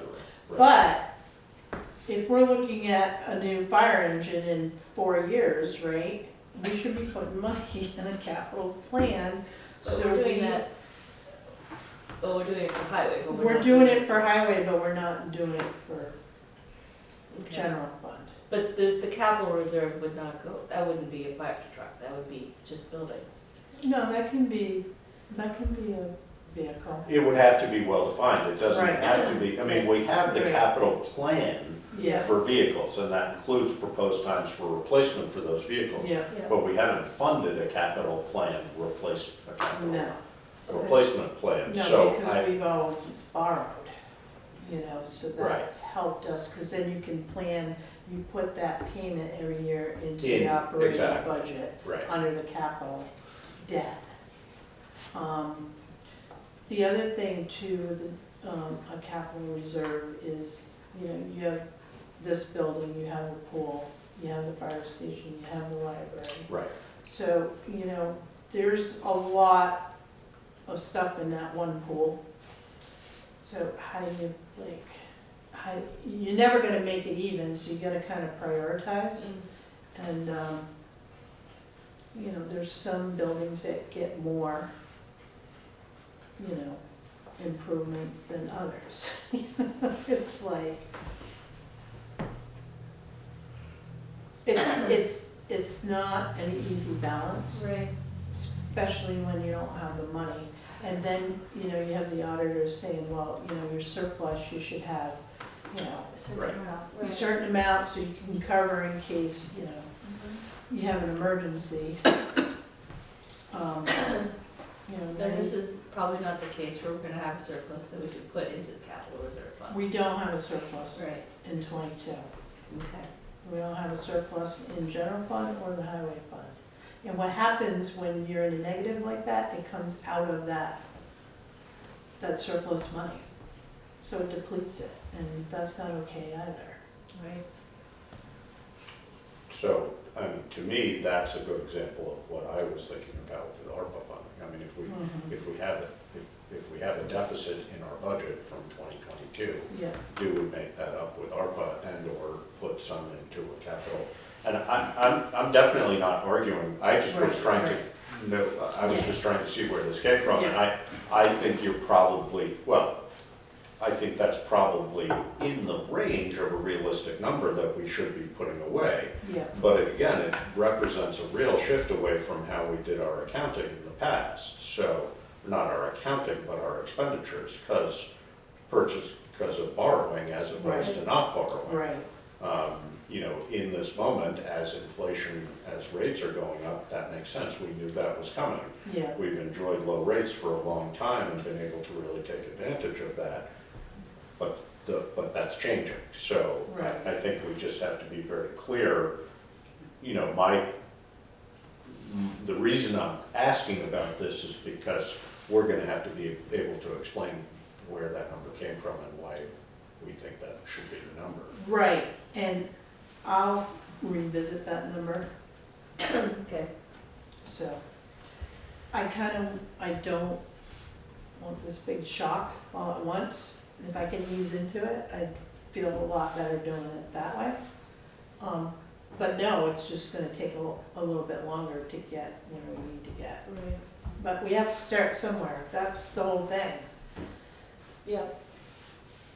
Okay, so you're gonna come back with maybe a different number, Yeah, or, maybe, or I It might might just, or we'll Or look an at the explanation as to capital why we need improvement this. plan. And it might, I mean, yeah, you know, I think if you haven't, it might be worth having that conversation with Sam Yep, or, you know, with the auditors to say, what's a realistic number for us to be putting in here that in, you know, even if it's 10 years before we have the money that we actually think we should have in that fund, right, you know, do we need to be putting 50 a year, 100 a year, or 150 a year right, into this so that 10 years from now we have, because I don't think we can do that, we've had this conversation Yeah. before, I don't think we can do that in a matter of 3 years, because it just, we'd have to put a huge amount of money into it. yeah. Um, The other thing too, it's important, are assets.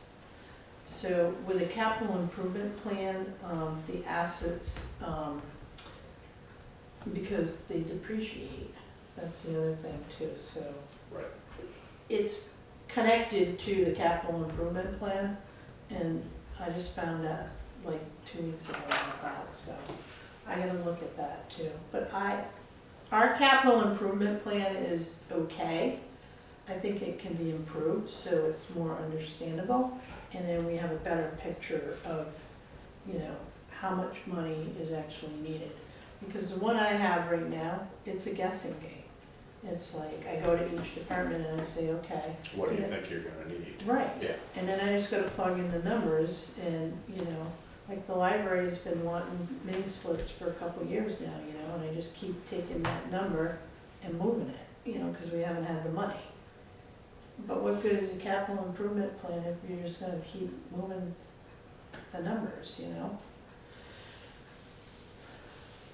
So, if we're gonna have a capital improvement plan, we have to have funds available. To do that work. Yes. I think it also, you know, I mean, we've had sort of conversations about this services wise as to what we provide, but, you know, like you said, this represents 4 cents a year, Right. a 4-cent increase Yeah. on our, which is not insignificant. No. But if people want our buildings to be in better shape, et cetera, this is the cost of doing that. Yeah.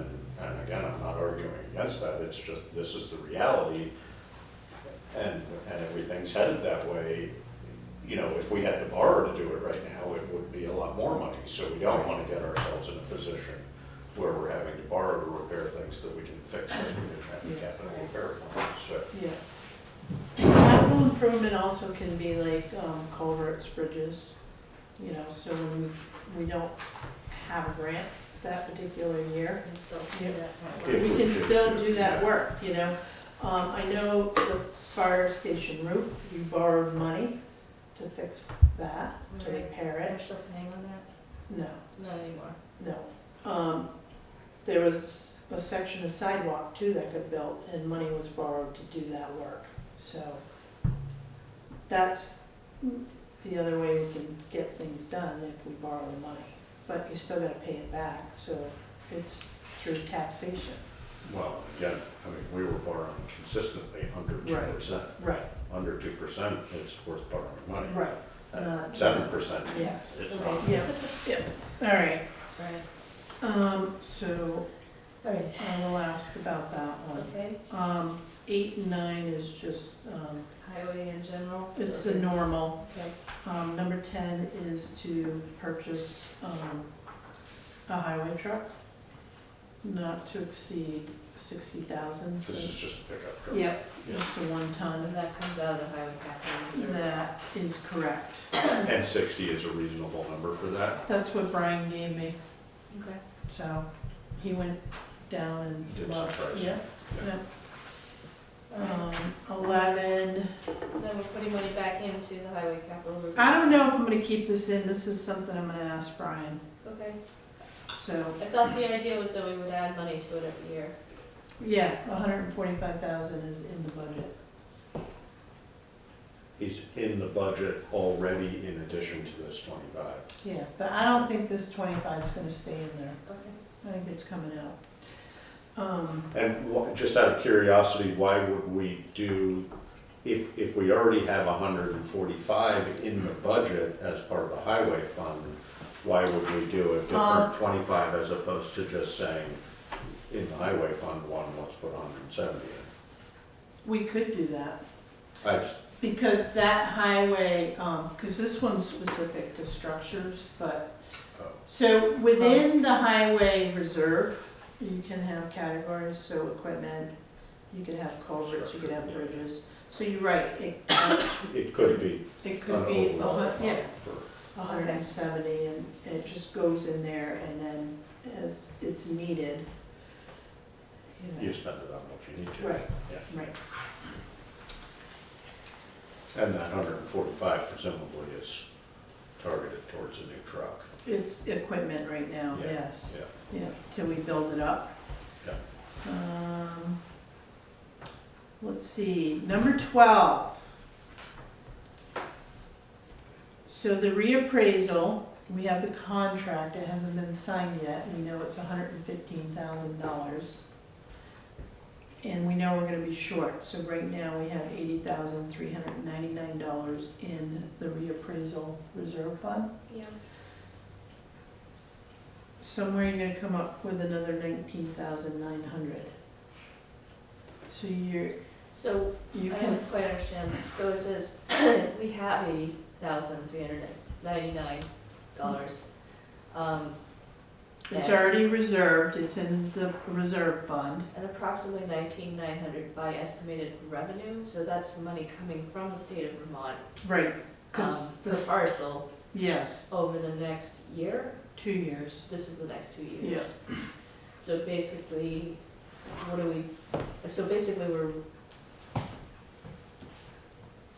So when you say the oh, I next see, okay. 2 years, so we'd be raising 15 in Right. addition to In that. addition, because Right. we're gonna be a little short.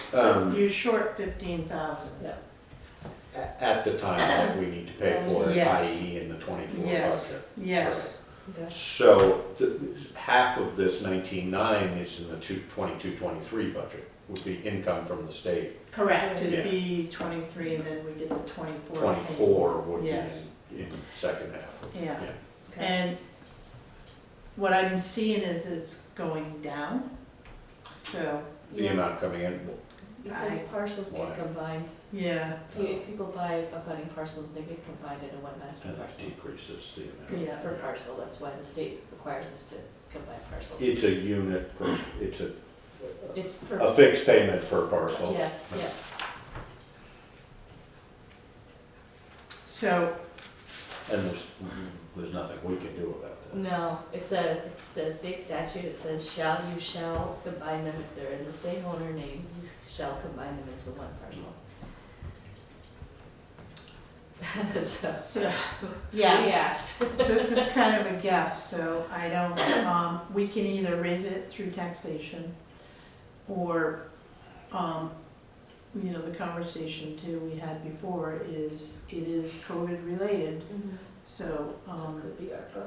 you know, it could come out of that ARPA money that, you know, as an emergency. I mean, my feeling would be leave it here for now. You know, we got a few more weeks as we Right, sift right. through things to see where we're at. Yeah, I mean, you know, as you've already highlighted, our numbers are gonna be up pretty significantly, yes, but there's not much we can do about Yes. that. So, Yes. unless we choose to take a chunk of that ARPA money and Right. offset it, but right. it's really not gonna do that much. Right. So, This is really like odd, this whole, like, the combination of everything coming together, and not having enough money. The other thing too is, you know, the voters can decide and then we'll have to figure it out another way. I mean, I know, going back to the reappraisal, I know that they, the contracts or the RFP states that they'll be done by 2024. right. I wonder if there's a possibility for us to delay it a year. Not that we necessarily want to delay it too long, but just so that we can have another cycle of funds. I could see the value of doing that, yeah, no, but then it's gonna be another year towards the one that follows that, Right. that doesn't go with that, Yeah. so. And Jordy had some numbers about how many towns, oh, that was the other thing, the CLA. The CLA goes, yes, Putney was mandated. And what was it? It's But by the CLA, 82.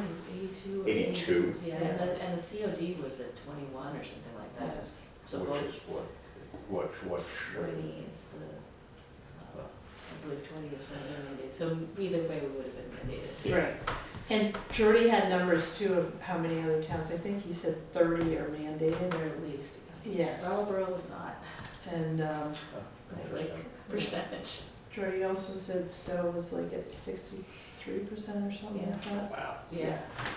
Yeah, so money really flew into there. yeah. So, there's a lot of different dynamics and components pushing and pulling, and it's not Yeah. pretty at all. No. I do think the state's gonna have to contend with that, because there's a lot of, there's a lot of towns that are gonna be short. Just can't do it, Right. yeah. Right, Well, they're Or also, they're not gonna even have people to do it. so, exactly, it's so gonna there's be delayed for, you know, years and years. yeah. So they're gonna have to come up with something. I guess they don't have to, but they should come up with Right. something. all right, so I'll leave that one on for now. Okay. Article 13 is in regards to equity and inclusion. $8,000. Their request was 10. We took the 2,000 consulting out. Okay. Because we feel we had it through VLCT And our HR and our HR, yeah. consultant, so. Cemetery fund, it is going up. It's a sum of $20,000. So it's an appropriation. If you don't want it on there, we don't have to have it on there, but So how does this compare to how we would usually fund the cemetery fund? we just put it in the budget, like the library. So this is essentially saying in this year, we want to put an additional 20 grand on top of what No, we're not putting an additional. Just saying, We're just saying it's the sum of $20,000, so it went up, what, $7,500? So it's an increase from their normal, from roughly 12.5 to 20. yes, Not Yes. 520. yes, And, I mean, this fits into sort of the same category as the others presumably, is that this is just the new reality of what it costs, and we can assume from here on out. right. So why does this have to be an article, or doesn't it, or you just want to do that for Well, it's in a transparency? transparency, Yeah. unless somebody sees it in the budget, but that's never the case, but. So would it make sense to give more detail in that, so that it's clear that it's going from 12 to 20, you know? I think we can We'll just have discussion explain on that the when floor about it. Okay. Yeah, Okay, And we can We- explain it. when we're asked to Fair. speak about the articles, we can. Yeah. We also always have a pre-town meeting to discuss. yeah. And, I mean, that's, a lot of the discussion we've been having tonight is essentially based on what that pre-town meeting is gonna sound like, when people are saying, what the heck is this, and what's that mean? You know, and Larry may say, you don't need that, take it out. I don't think, we don't need it. Is it a good way to highlight it as a significant change? I'm not sure we need to. I mean, I hear what you're saying is nobody will pick it out. Somebody might. I mean, you know how it is. Somebody, There often are a there's few somebody who picks people one in thing, Putney that, yeah, exactly, they- who really bore over it Yeah. and say, why did this increase by this much? You know, whether we choose to highlight it or not, I don't know. I don't see the need to it, for it. Does it make sense? I don't know. Larry will He'll guide clarify. me. Yeah. Question separate from this about the website upgrade. Is that That's in the budget, in the budget? yes. So I'm just kind of, yeah, so there's an example of like, why would we put This this in in there. there, not that in there? Well, because the cemetery is a little different, honestly.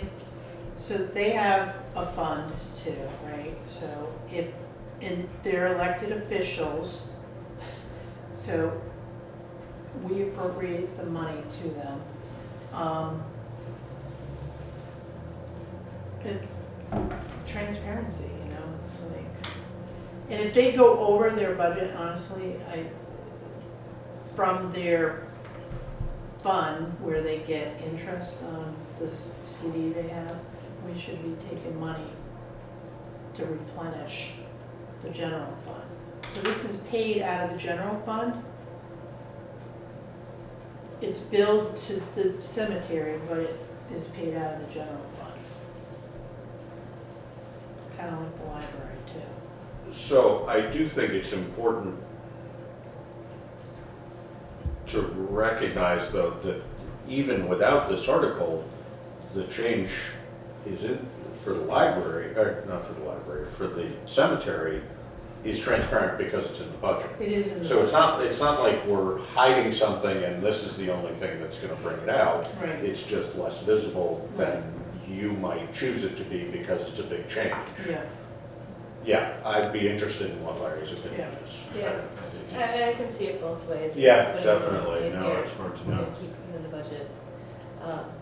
I do mean, think people's- it's, People's taxes are gonna go up, and putting them down this way, at least, there's a little bit more transparency as to why these are Right. happening. On the other hand, and the cemetery commission is not like, it's its own operating budget, like the library, you know? although they do contract their own lawn maintenance, don't they? Where's the, on and off.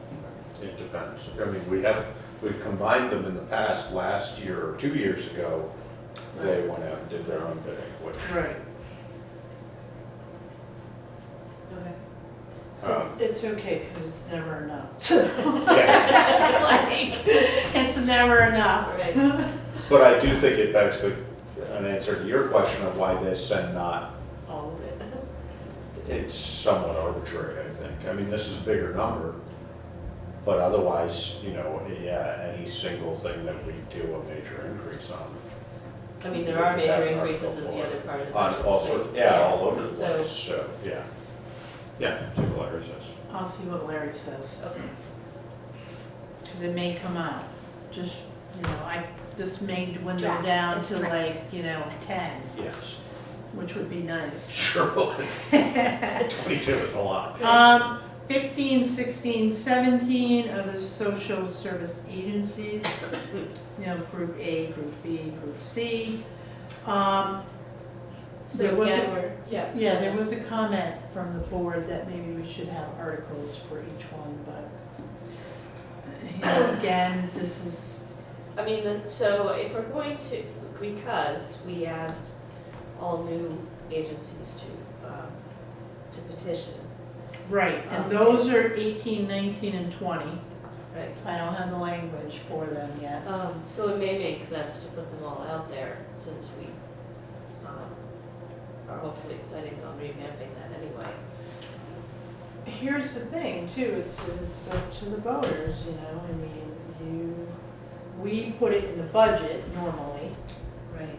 you know, and then the entire budget gets voted on at once. People, because we're going back to in-person on the floor, people are able to question line items and they can make a motion to change it if they choose to. Right, but are they allowed to, say if it's all in one sum general budget, they can't necessarily say, well, we No, want to they reduce can't. it by 10,000 to Right, take out the cemetery fund. right. It's advising us, right? Exactly, and that, I mean, you know, in my experience, the select board listens to that, definitely. Right, But they're not obligated to. but in They- this scenario, if we're putting it as an actual article, if they say we don't want to do this, See, that's what confuses me about this too, because if we're having Article 14, that's in addition to our general fund. Article 14. The We're back to 20,000 for the cemetery, because we've already identified a number in Article Right. 8, so Yep. this is in addition. So it's actually, the change is only the 7,500 Correct. from what we're already funding, so. so we're saying in the general fund, they already Right. have 7,500, you Right. want to give them an additional Yeah. 12,50. Which would be the same for 15, 16, 17 as it is right now, because that's already a line item in our general fund budget as well. Yeah, all lumped So together. we can't vote on the same money twice. Right.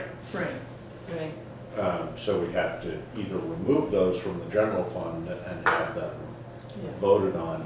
Well, I this- mean, I can see why this is an important discussion. Mhm. I think the social services budget is almost without exception one that comes up for discussion at town meeting almost every year, just because it's a big number and people question it, or some I aspect don't of remember it if we does. did last year, but. Yeah, I think less so in Information. when they're from the floor, yeah. So here's the thing too, right, with having all of these on here, including the 3 that need to petition. So this number is not, the social agency number is not in the general budget at this time, Because it's 2.5% of what's approved. and it's still bouncing, so it has, Right. it's not settled yet. So this would never be Um, exact. So that budget, so if these 3 petitions pass on the floor, the budget's gonna change anyway. Right. Well, no, But that's true.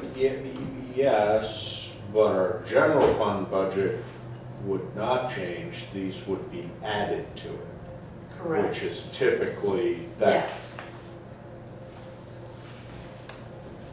Which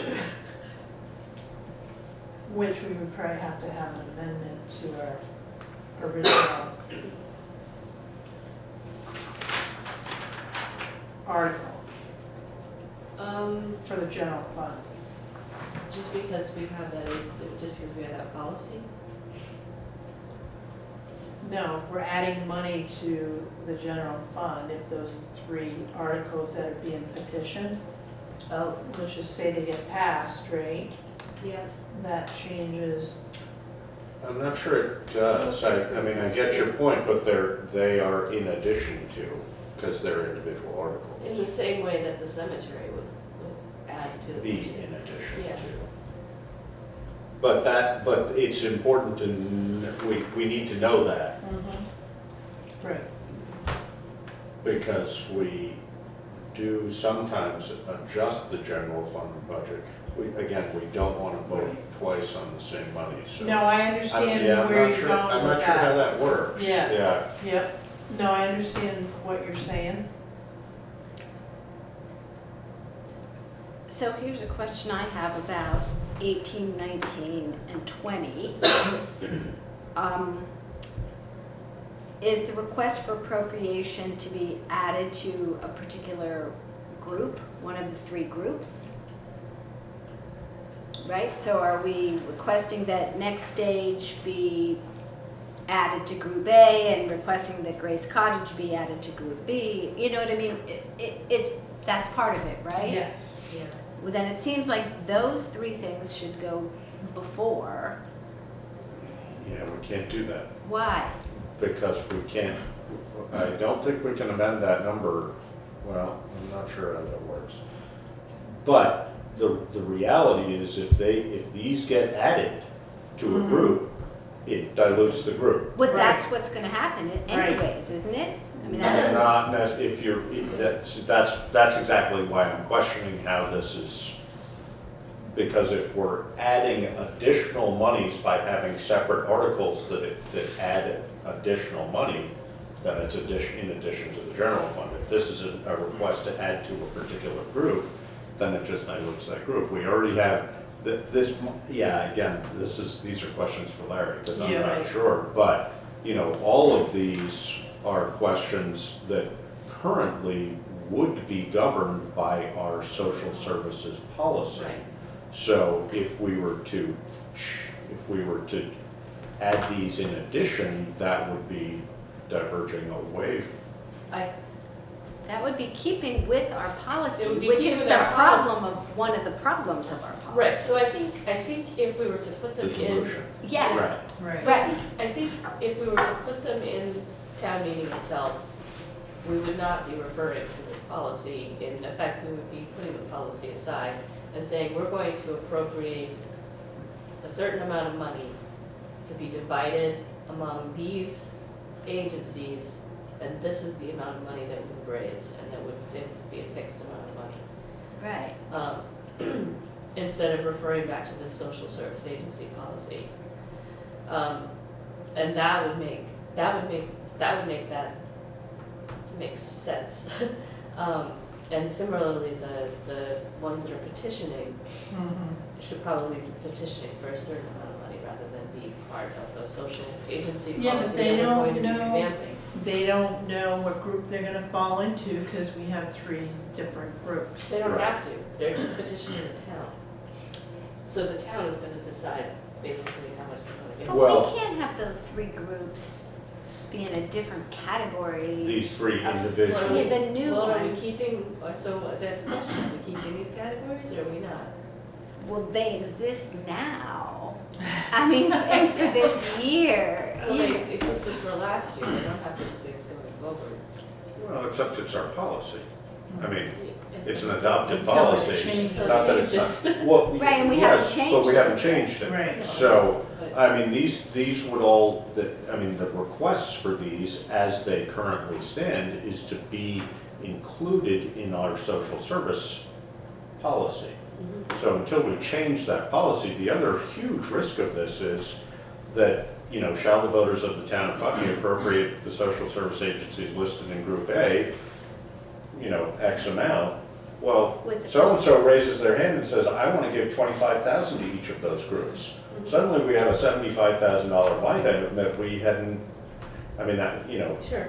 and from town meeting that That could happen. social service agencies go up. Right. I mean, the people are willing, the group of people sitting in that room Yeah.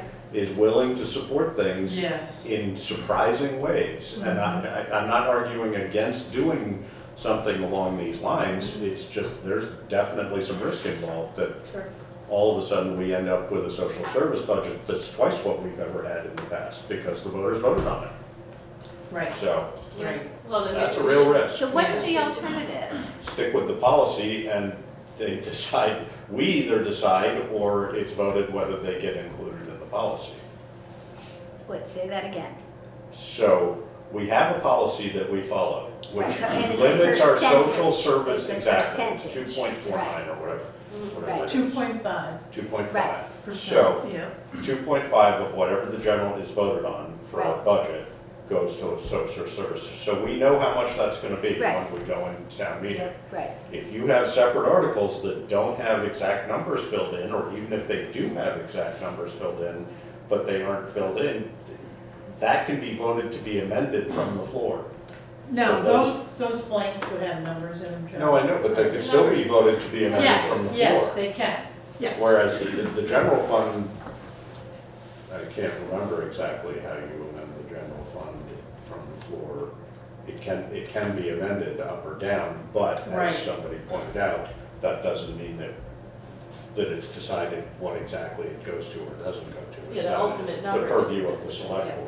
Right, So, right. but if we had an Article 15 in here, and the voters said, let's give them each $25,000, then that's it. We don't have any governance over that. We have just decided to spend, if it's 3 groups, the voters have just decided to spend $75,000 that we weren't expecting to spend. Right.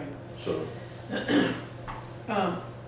Again, this is gonna be vetted with Larry, Yeah. so some of these may come out, but these were questions that Yeah. this board circulated, and I just, okay, think, so I just wanna say that I think the new appropriations need to be added to the existing appropriate. That's my sense, is that the policy is that we can, at this point, we can only add new requests into our existing policy. policy. I agree with you. I don't think it would be fair to say, oh, Grace Cottage, you get to choose how much money you want the town to give you, and we will vote on that, whereas all these other organizations are splitting the, whatever the, So, Well, the policy also is a little unclear, it says, Yeah. because what it says is that you can either, the select board can put you in, or you can petition the town, it doesn't say how to petition the town. So, so it doesn't say petition the town to be in group A, it just says petition the town. right. So, and do these, we don't know how they're writing their petitions? I mean, I assume that they're out and about by now. yeah, there's right? language, but I don't have it in front of me. And it was a question that, what group should I, how much should I be, or what group should Yeah, I be in? I You know. don't think they have the option of requesting that, I don't think, or it may not be clear that they do. I Have don't you know. had some petitioned before? And if you have. I don't think we've ever requested petition. We've had people added, but not by petition. We've done it by select board. The one that fits sort of into the category that you're talking about is CEMEDS, because it's not technically a social service agency, but it has been an individual article every year for the last X number of years. This year, I believe it's a line item, right? It's been a line item since For- I've been here. I don't think it's been. Has it been the entire time? Yeah, but I think they, That might have been when the Chip first was year. here, It might I have think been they the had first to year. petition 3 years. They And- did. And now they're a line item, like Windham Solid Waste Management too, Right. and CRT, the bus company, Right. they're a line item too. So, different services though. See, but I would argue that Next Stage falls into that category.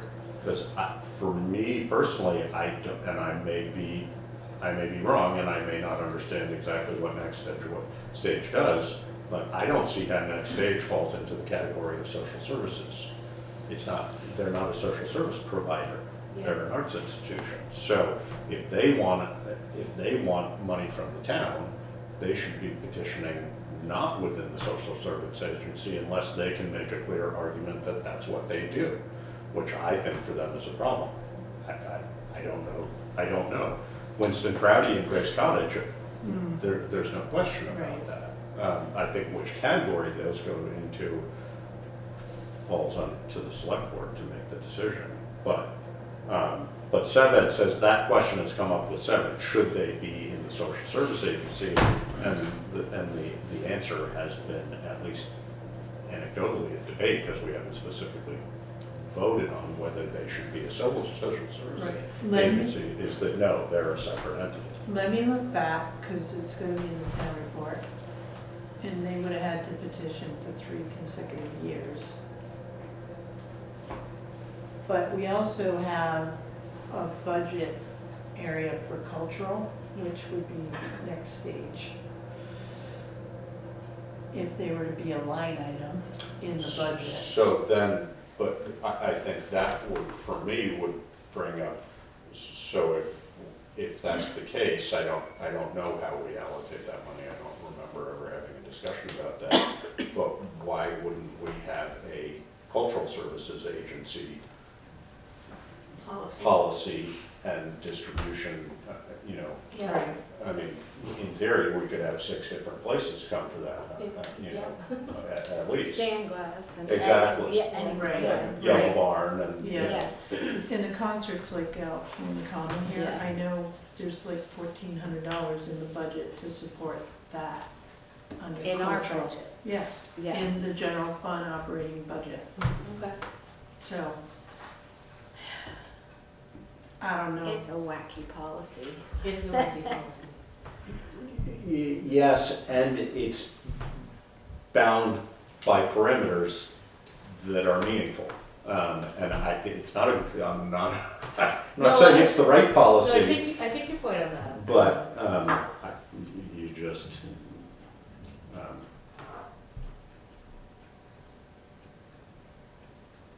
so I think yeah, I mean, most of this is up to Larry. But again, I don't think Article 18 should fall into, I think that's a separate thing than the Social Services Agency. All right, let me try to, And maybe we've already, you know, I think all of these articles are probably a good idea sometime after we've revamped our social services policy. Yeah, okay.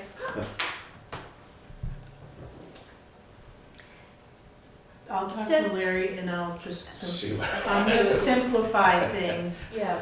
because, you know, who knows? Right. I mean, Okay. Have we beat the social agency policy to death? again, Again. So the next one is, I guess this is an anticipation that we'll have a resolution kind of before us. At least one. Because Are you aware of any coming?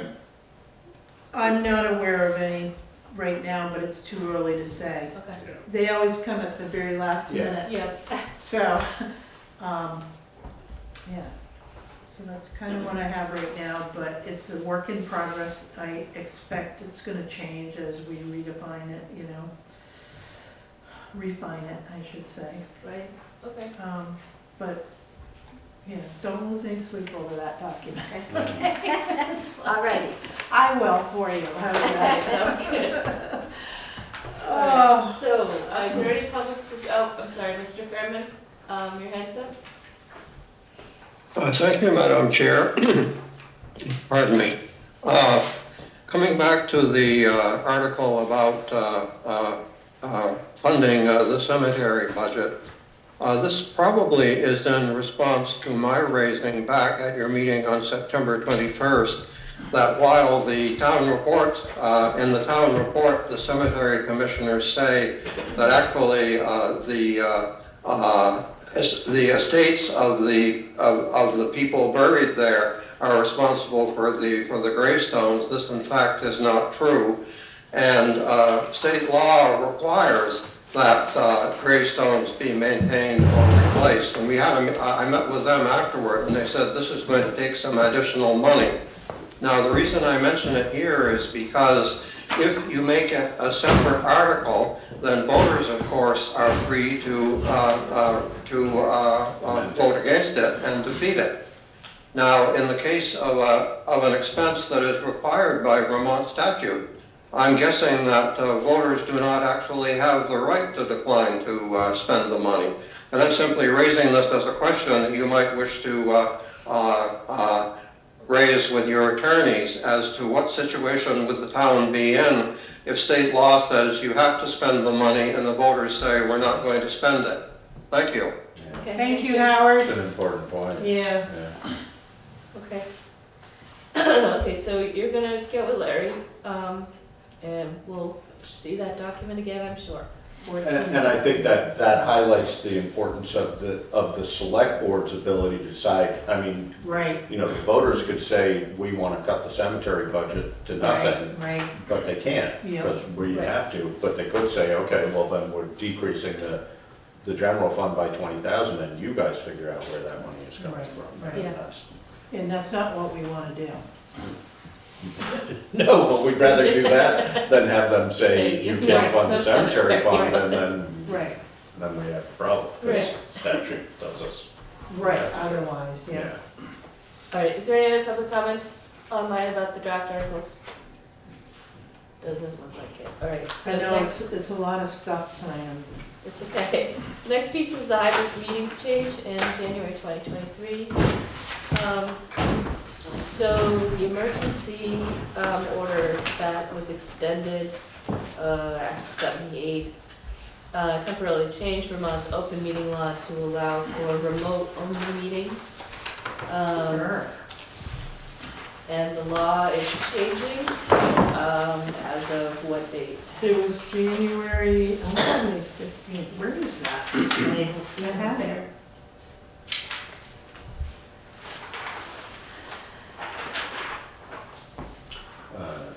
This is, what are you asking? January 15th. It's January 15th, Yeah. thank you. So basically after January 15th, public bodies will no longer be able to meet remote only.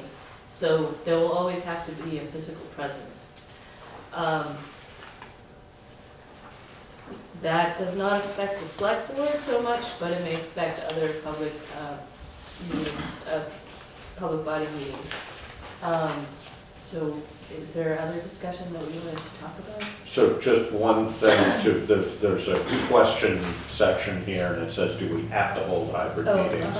Right, And the answer is no. Each public body may decide whether to hold in-person only or hybrid. So that would be up to each Okay. group presumably, but they have to have an in-person component one way or the other. Right. Yeah. So, and I haven't looked enough at this, does that mean we will decide whether we have a hybrid component to town meeting or not? Or do you know, No, I don't do you think know how that's- this affects we town can't. meeting? Yes. We can't? not for town meeting, No? because Okay. you can't, Can't verify it. you can't verify Yeah. registered voters. Yeah, that makes sense. So that won't happen there, but I think it's up to the select board to decide.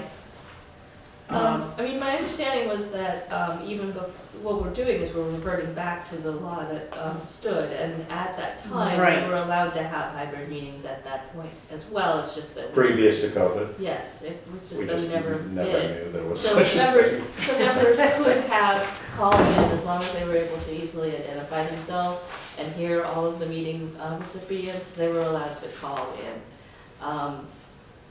I mean, from the practical standpoint, I guess the public could also do that, but the technology wasn't there. We never really thought about it. But this format that we have right now has always been allowed by state statute. So I guess the discussion is whether we want to continue that. So is there discussion among the board? It does say here, each public body may decide whether to hold in person. So you were saying you think it's up to the select board, but I think that would only be up to us for this. But then it also says unless the legislative body, i.e. us, directs public bodies that it has authority over otherwise. I see. Right. So You mean, we do we want could to make it up to us. do we want to say to all of our public bodies that they have to hold hybrid meetings? Or not, Or not? yeah. I would be tempted to leave that to I them. mean, so I had a discussion with Swift. There are some issues with limiting it to either in person or making people do hybrid. And one of them is that we only have 2 Zoom accounts. Right. So there are enough committees that we have and enough people and enough conflicts that there are times when the dates don't work for the members, except for dates that aren't working for the rest of the town. So if we have more than one, say the planning commission wants to meet, the conservation commission wants to meet, they can't meet at the same time if they're using the same Zoom accounts. Right. So, Or the same bill. but legally, they Right. can meet in person as long as they post it, they warn it properly, so, you know, especially if it's, I don't wanna say smaller committees, but, you know, ad hoc committees, and they're having trouble meeting, I don't wanna limit their ability to yeah. continue meeting. Yeah. I do, however, like this format. I think we get a lot more people participating. And it also makes it much easier, like we have Charlie here, so it makes it easier for us to get a quorum. And I mean, why not? We already purchased the equipment, we're already up and running. You know, I don't see why we wouldn't want to continue it.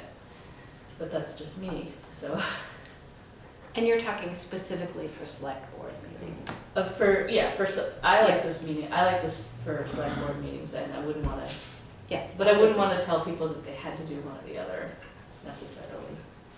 That's my- No, that's I my- think, I would agree, I think it should be up to each of the public bodies. But that is an interesting, the conflict with only 2 accounts, Yeah, Right.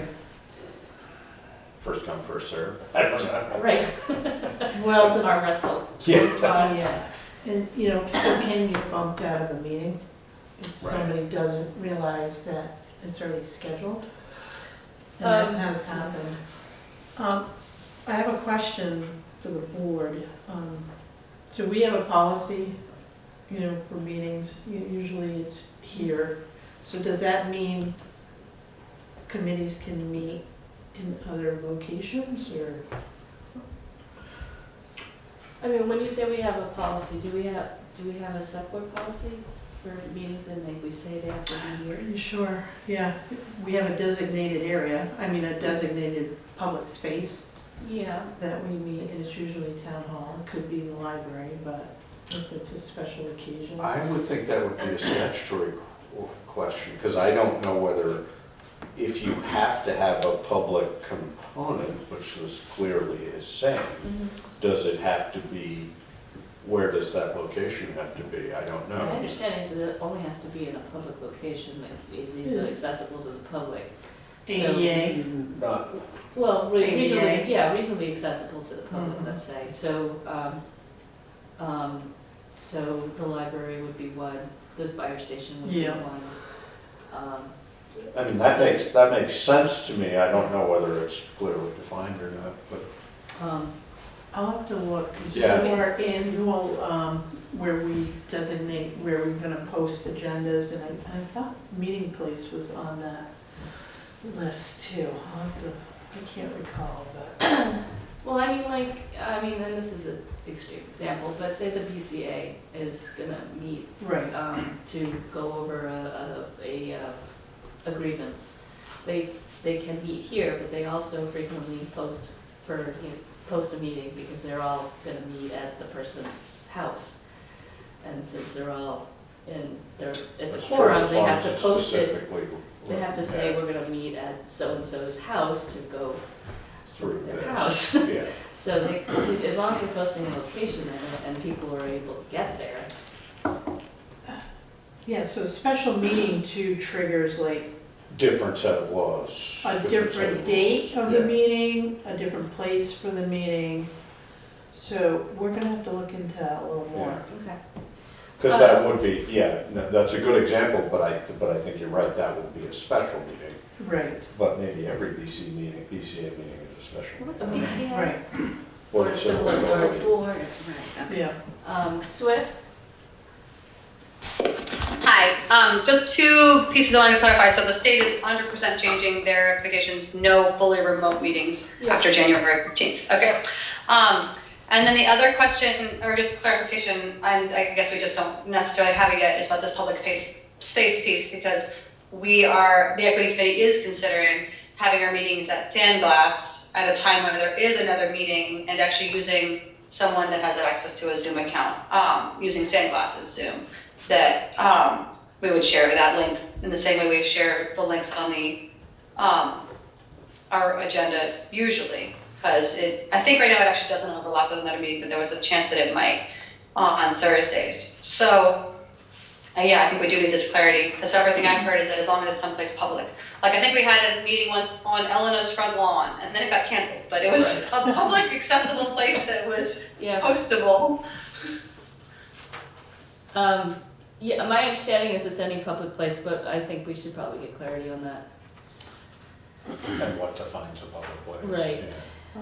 Yeah. Here's the statute right here.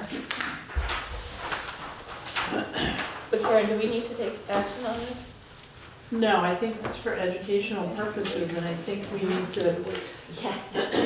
we have until the 15th of January Okay, to really. but we would, if we were to make a decision, we would make a decision to limit or direct. Mhm. So if we don't make a decision, then Right. people can do whatever they For right now, legally permissible to do. they don't need to be in a public place at the moment.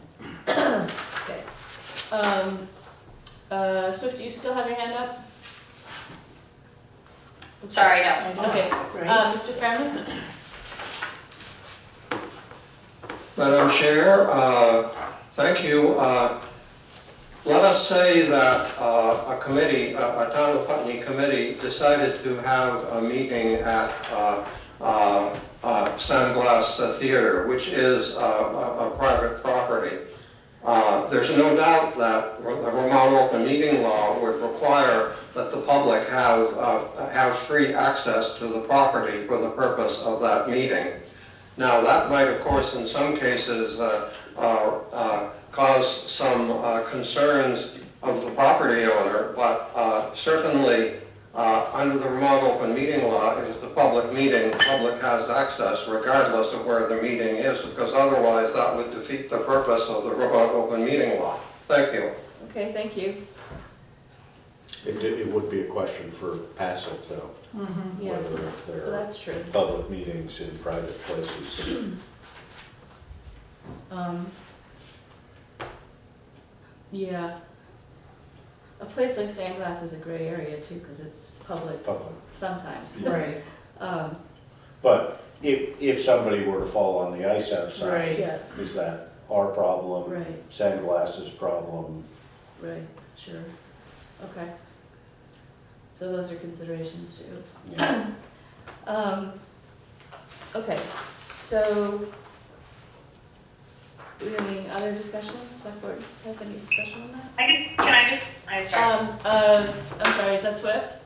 That's what, yeah. Go ahead. Yeah, I guess just for you to know, in our rescheduling, our recent meeting, right now, there is, interesting, there's somebody in our calendar, but for the last big thing, it's pretty limited. Like, there are Monday nights and every other Thursday and Friday nights. And there's no daytime meetings that we have right now, just for people to know, but this piece of, it was definitely limited with our committee couldn't meet Mondays or Tuesdays. And then it was like, oh, okay, we can't meet Wednesdays because we don't want to overlap with select board meetings, and then we don't want to do Fridays because that's ridiculous, and it was only Thursdays. And then right now, ARPA's meeting every other week. It was like, so this piece of not having overlapping meetings with the hybrid model is challenging, and I would 100% advocate that we keep it. I do think we need to keep the hybrid option as an option, but figuring out a way, and I know that this is an expense, but having an additional Zoom account, if that's an additional, I mean, it's not much, I think it's another $200 a year, or to have another host that we could then have meetings going on at the same time, at least two. And we don't have to move for the discussion right now, but just wanted to put that out there, what the schedule kind of looks like right now. But if we have two accounts as it is, that allows for two separate meetings. Right. Yeah. Might be. And the sufficient. library has a Zoom account Oh, yeah. that they'll probably share with us. I would consider the library a public meeting Yes. space, so we've had the public information session Right. there. The only, I totally agree with you, the only problem is that if it's outside of library hours, Right, Right. then that's complicated. right. All right, is there any other discussion on this piece? Public comment on I that? just one other thing, yeah, just the way that the Zoom meetings are, this is now you talk about with Karen, but the way that the Zoom meetings are set up right now, I think oh, never mind, that's not true. Never mind, sorry, my brain is going too fast. Okay. All right. Call me. We could talk about specifics on how to do it, or you could talk to Karen about those. Yeah, Um, we'll figure it out. But in general, this is just a warning to all of our public bodies that this law is changing Yes. on January 15th. All right, so moving on to select board unfinished business, we don't have any other business. We have three things. One is the Pierce Road email request for the town to take over. So in your packet is an email from Ian Diamondstone. Shall we read it? Sure. All right, so this is from Ian Diamondstone to Karen and John Johnson. It's Meeting House Lane, Pierce Road. It says, it's time for the town to turn all of Meeting House Lane / Pierce Road back into a road. It is maintained and in good condition except someone keeps felling trees across it. There is a huge truck stuck there or now because some GPS still for some reason believes it's a road. There are several 911 addresses on this road and fire and rescue could not get there or through if they needed to. So we've had this conversation before, and just to let the board know, you're in charge of roads in town. Yeah. So this came to me and John, and I shared it with you, just so you know what's happening.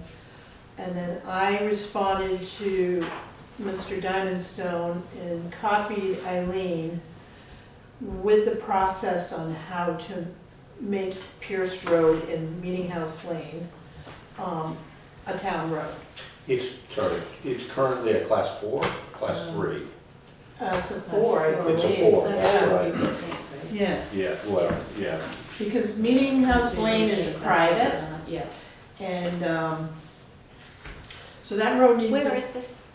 I don't know where it It's is. off By- of Putney. Across from Pine Banks Road, before you get to Harlow Sugar House. Okay. And then you access the other half off East Well, Putney there's Falls. that piece, and then it also goes from East Putney Falls, is it East Putney Falls? Okay. Yeah. East Putney Okay, Falls I know what you mean. to, Yep. So it's between basically two little dead ends. There's a section that's really trail I in remember. there. I would call it a trail too, and Carrie calls The it a map, trail. the It's map for whatever, what's where it calls it a trail as well. So the process, is Swift still with us? The process, because Turner Trail is the Same category. same situation. Anyone that wants the town to take over a road, they have to bring it up to state standard. And it can cost a lot of money. So, and that's at the Or expense. we can. We can, but what Yeah. happens is there's a poor tax Sorry. rate that's assessed for those people for building that road. It's kind of like Warden Road a long Right. time ago. So we would agree to bring it up to state standard that they would get taxed for the, That's they would correct. basically get billed for the, We would fund it. Right. but through that. Finance it. We would finance it. We would essentially borrow the money to do it Yeah, and then charge them Right, okay. appropriately, which is exactly what Warden Road was. yes. So back to Pierce Road and Meeting House Lane. So Meeting House Lane is private, it doesn't even show up on our town view. And it's fairly steep, and I spoke to Brian, and because of the grade of that road, he said it's gonna be very difficult to get There's it also a lot of ledge in there. right to state standard. So I guess we need a little more information from Mr. Diamondstone to see why he feels, you know, it should be a town road. It, to me, would be a bypass, you know, from Route 5 down to East Putney Falls, and there would be a lot of traffic on this road, Right. which I don't think it cuts off a lot of time, but that's my only guess. The other thing too with that road right now, so there's like 3 houses up top, and then below on East Putney Falls, Pierce Road just goes up, it's just a tiny bit. And there's like 3 4. houses down Yeah, there, it's right? not 4 total, yeah. Yeah, We don't maintain any of it?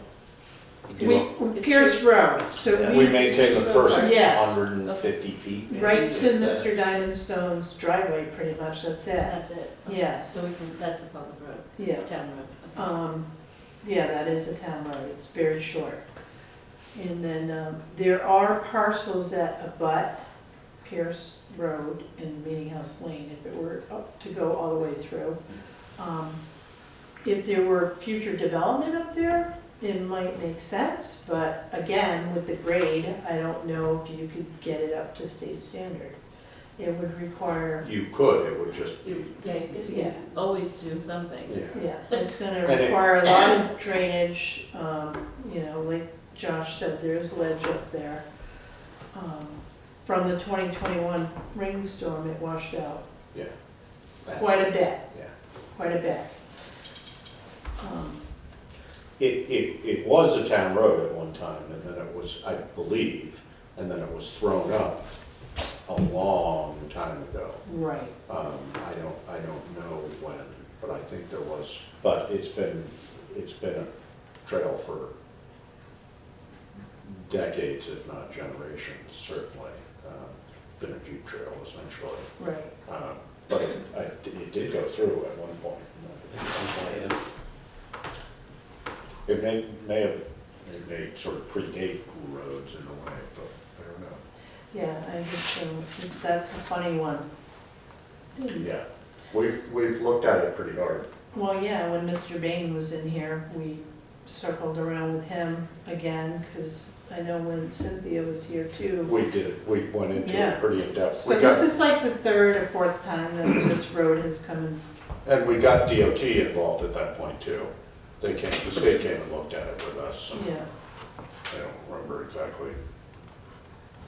But we walked up from top to bottom and yeah. discussed the possibility of reopening. We do have a road file on that. We have files for each road, so if anyone's ever curious and wants to look at history. Interesting. But the other option is for all the landowners that abut it to bring it up to standard, and then we're obligated to adopt it. If As they long as petition, As long as they Yeah. bring it up to that standard. right, They have to petition, but it's a petition, they have to get 5% of voters correct. to petition. Yeah, So ye- it's not yes. just them, they would have to get more than just them. 'Cause Well, if they, I'm not pretty sure that- if that's they what I bring read it in up, the- That's what I read in the state No, statute. they have to petition, so they, even if they bring it fully up to the Yeah. standard, it still has to be Yes. petitioned, unless we adopt it. And I'm not even sure we have to adopt it. You just have don't. to petition. You can They decide petition, not they to. still say no. even if they put the money into Interesting. the Okay. road, Yeah. yeah. Yes. I'm sure that would be popular. Well, it almost We makes strive to be sense, popular. right? So like Turner Trail, right? You know, if the town were able to fund that through like an infrastructure grant, Right. you know, and then they paid back, right? Yeah.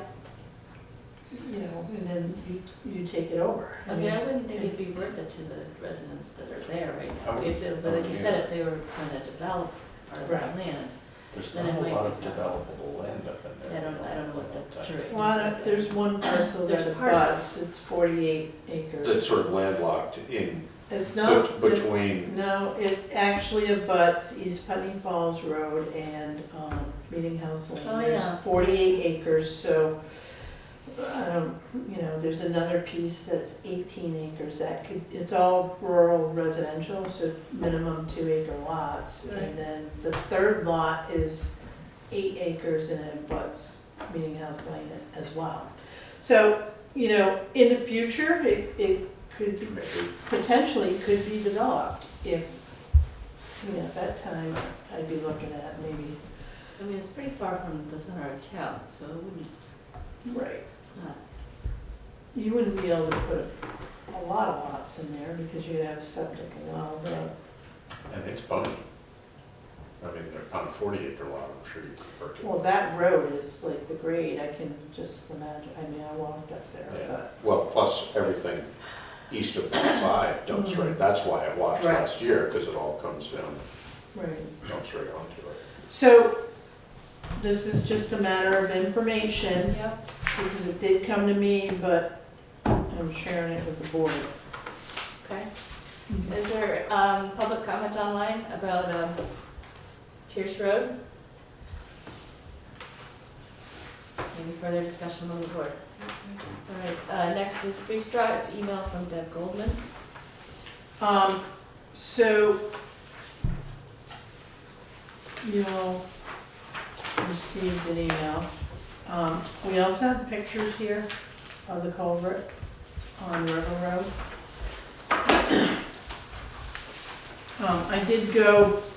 I took a drive on Friday and it was still raining. I did not get out of my car and take pictures, but thank you, Eric.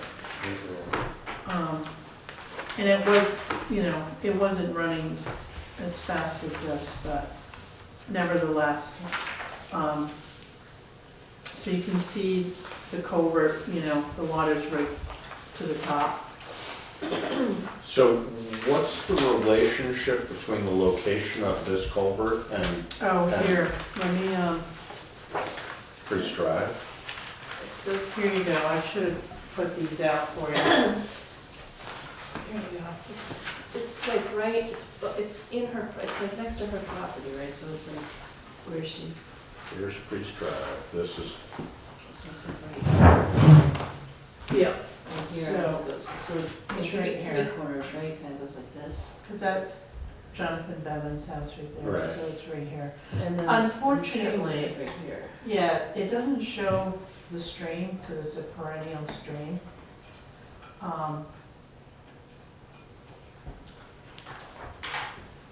so this isn't related to her.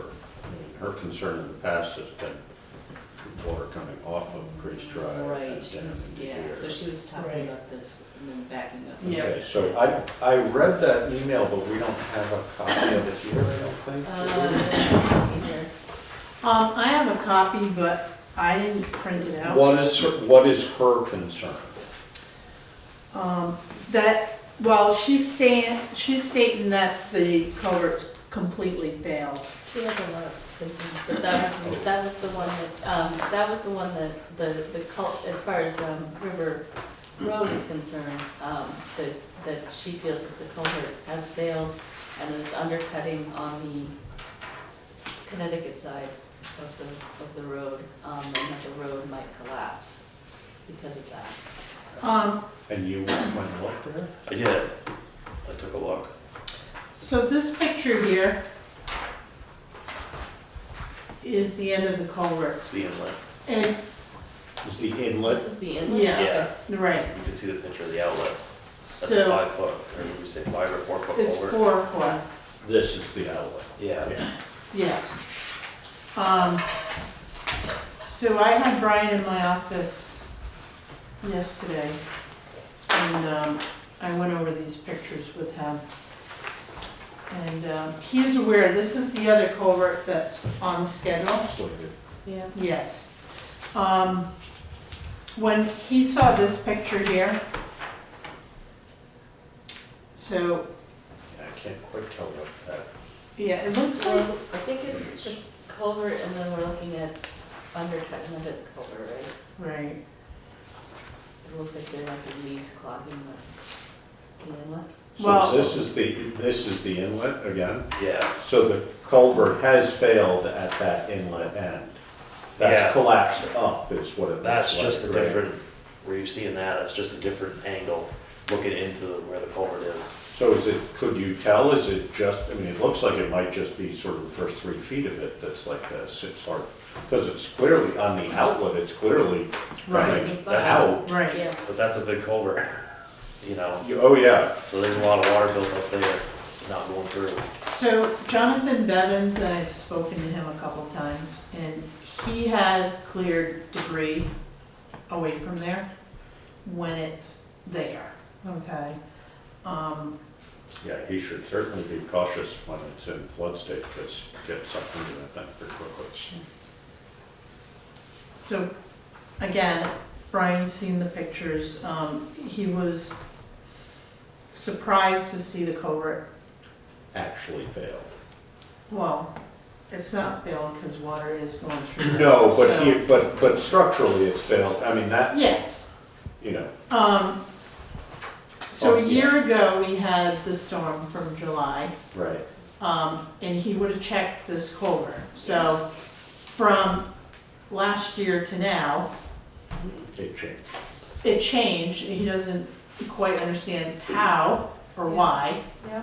So, you know, it could be the force of nature. I'm not an engineer, you know. You just play one on TV. And I will state that I'm not an engineer, so, he's aware of it. Now, here's the other situation. This map right here, Josh, so that red line is a high priority segment for grants and aid. Yeah. I asked Brian, I go, so what do you think, like $200,000 to replace this culvert? He goes, oh no, it's gonna be a lot more than that. So this could be a $500,000 culvert. We only get a structures grant like every 5 years. Yeah. And right now, his priority is Westminster Road by the farm. Because if we lost that culvert, the impact would be greater. So what I need to try to do is see if I can find a second grant, possibly.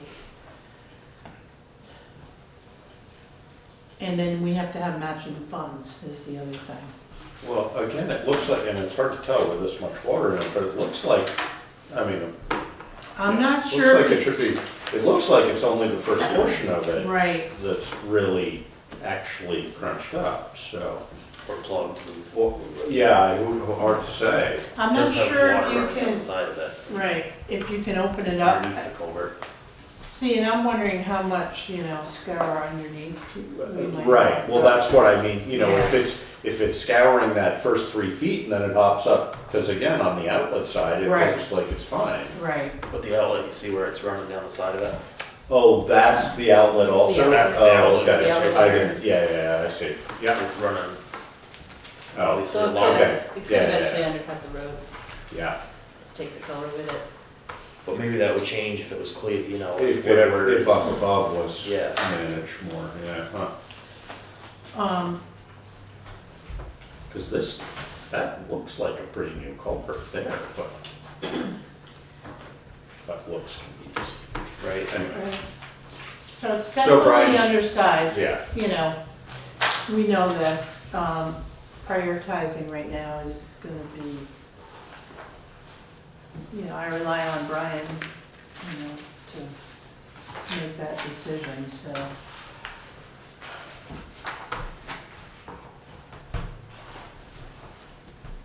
So the stream goes through the private land, is there anything that we can do above to mitigate the flow? I doubt it, right? Is it just No, you because can't it's- get in the streams without a permit, Right. and the path of least resistance. Right, it's gonna go downhill, that whole Right. thing is downhill. Unfortunately, her property is wet. I mean, she kinda got she got that one stream and then, you know, running down Priest Drive, you know, on her property next to her garage. Mhm. She has a culvert too that, you know, the water goes through there too, you know. That's not as bad as the lower one. But, you know, I hear her concerns and, Yes, and managing water on private property is Not not a business we want to be in. No, so I will work with Brian. We'll do our best to see what we can do, but how's the water runoff now that Priest Drive is paved again? it looked good. I mean, I checked Priest Drive out when I went by on Friday, and So that issue's maybe solved? I haven't heard any complaints. Okay. How's that? All right. So the culvert that's on her property goes into this same culvert before it goes under River Road, is that right? It might- I would assume somehow, yeah. They come in together there, I would think. Yeah. And see, I don't know where her well is in relationship to the stream. Do you, Eric? I think it's down back, 'cause Well, I think, was that part of her complaint too, that it backed up and Yeah, obviously it's not taking the water it should. And if it was, that would be probably less of a worry. well, here's the intensity of the storms today are Yeah. worse than Right. 10 years ago, so I'm not quite sure how we can control Mother Nature, you know? Not worried, I mean, gotta get that culvert opened and Yeah, that's the, I think exploring. I the think top that end culvert's a of it. good size and it's probably the right size for there, but it's gotta be working It's to its not, full. it's already undersized. I mean, we have the hydraulic report, you know?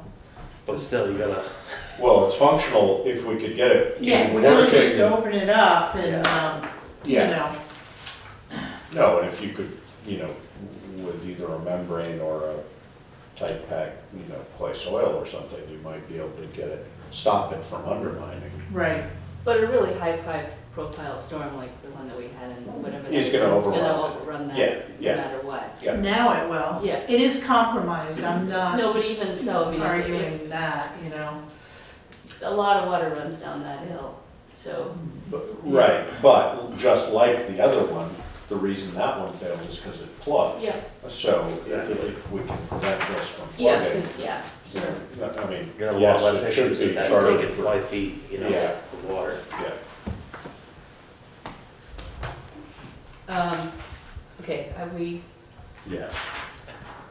dealt with that one? Okay, so, the next one is the acknowledgements that we got from Landmark College Gathering Place in Brattleboro Area Hospice. This, I'm gonna hand this out, somebody read one, if you could read one.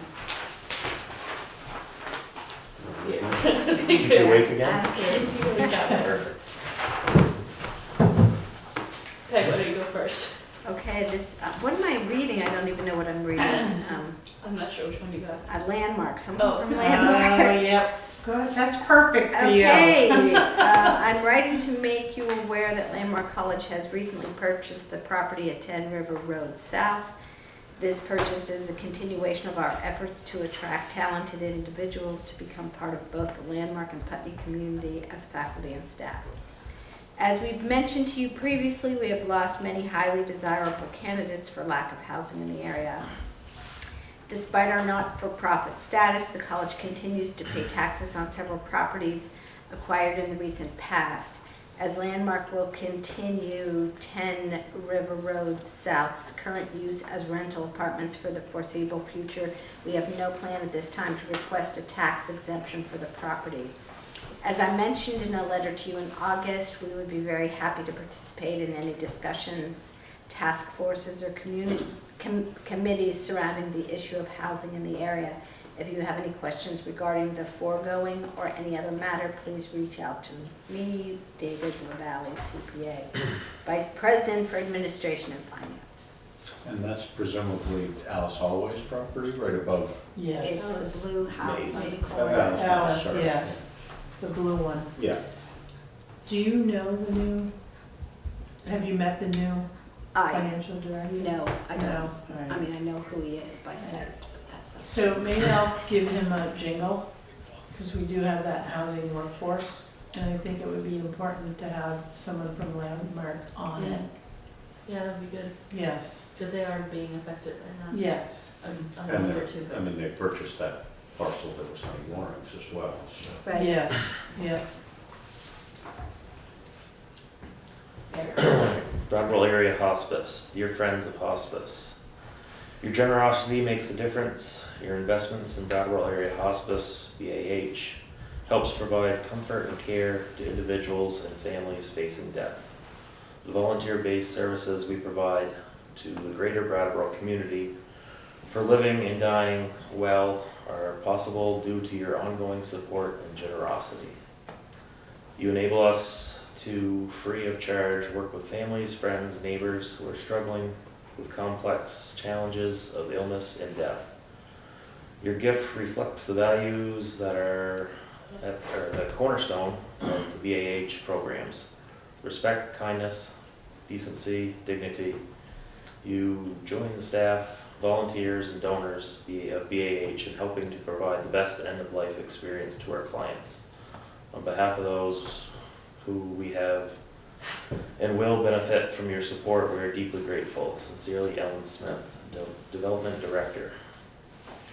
Nice. And that was in response to the social agency. Social service. Correct. Yeah. $633. Which is B, 633? 633 It would is, be no, B, wouldn't it? I think that's C. So there must be less Cs than there were before. Yeah. Are you sure?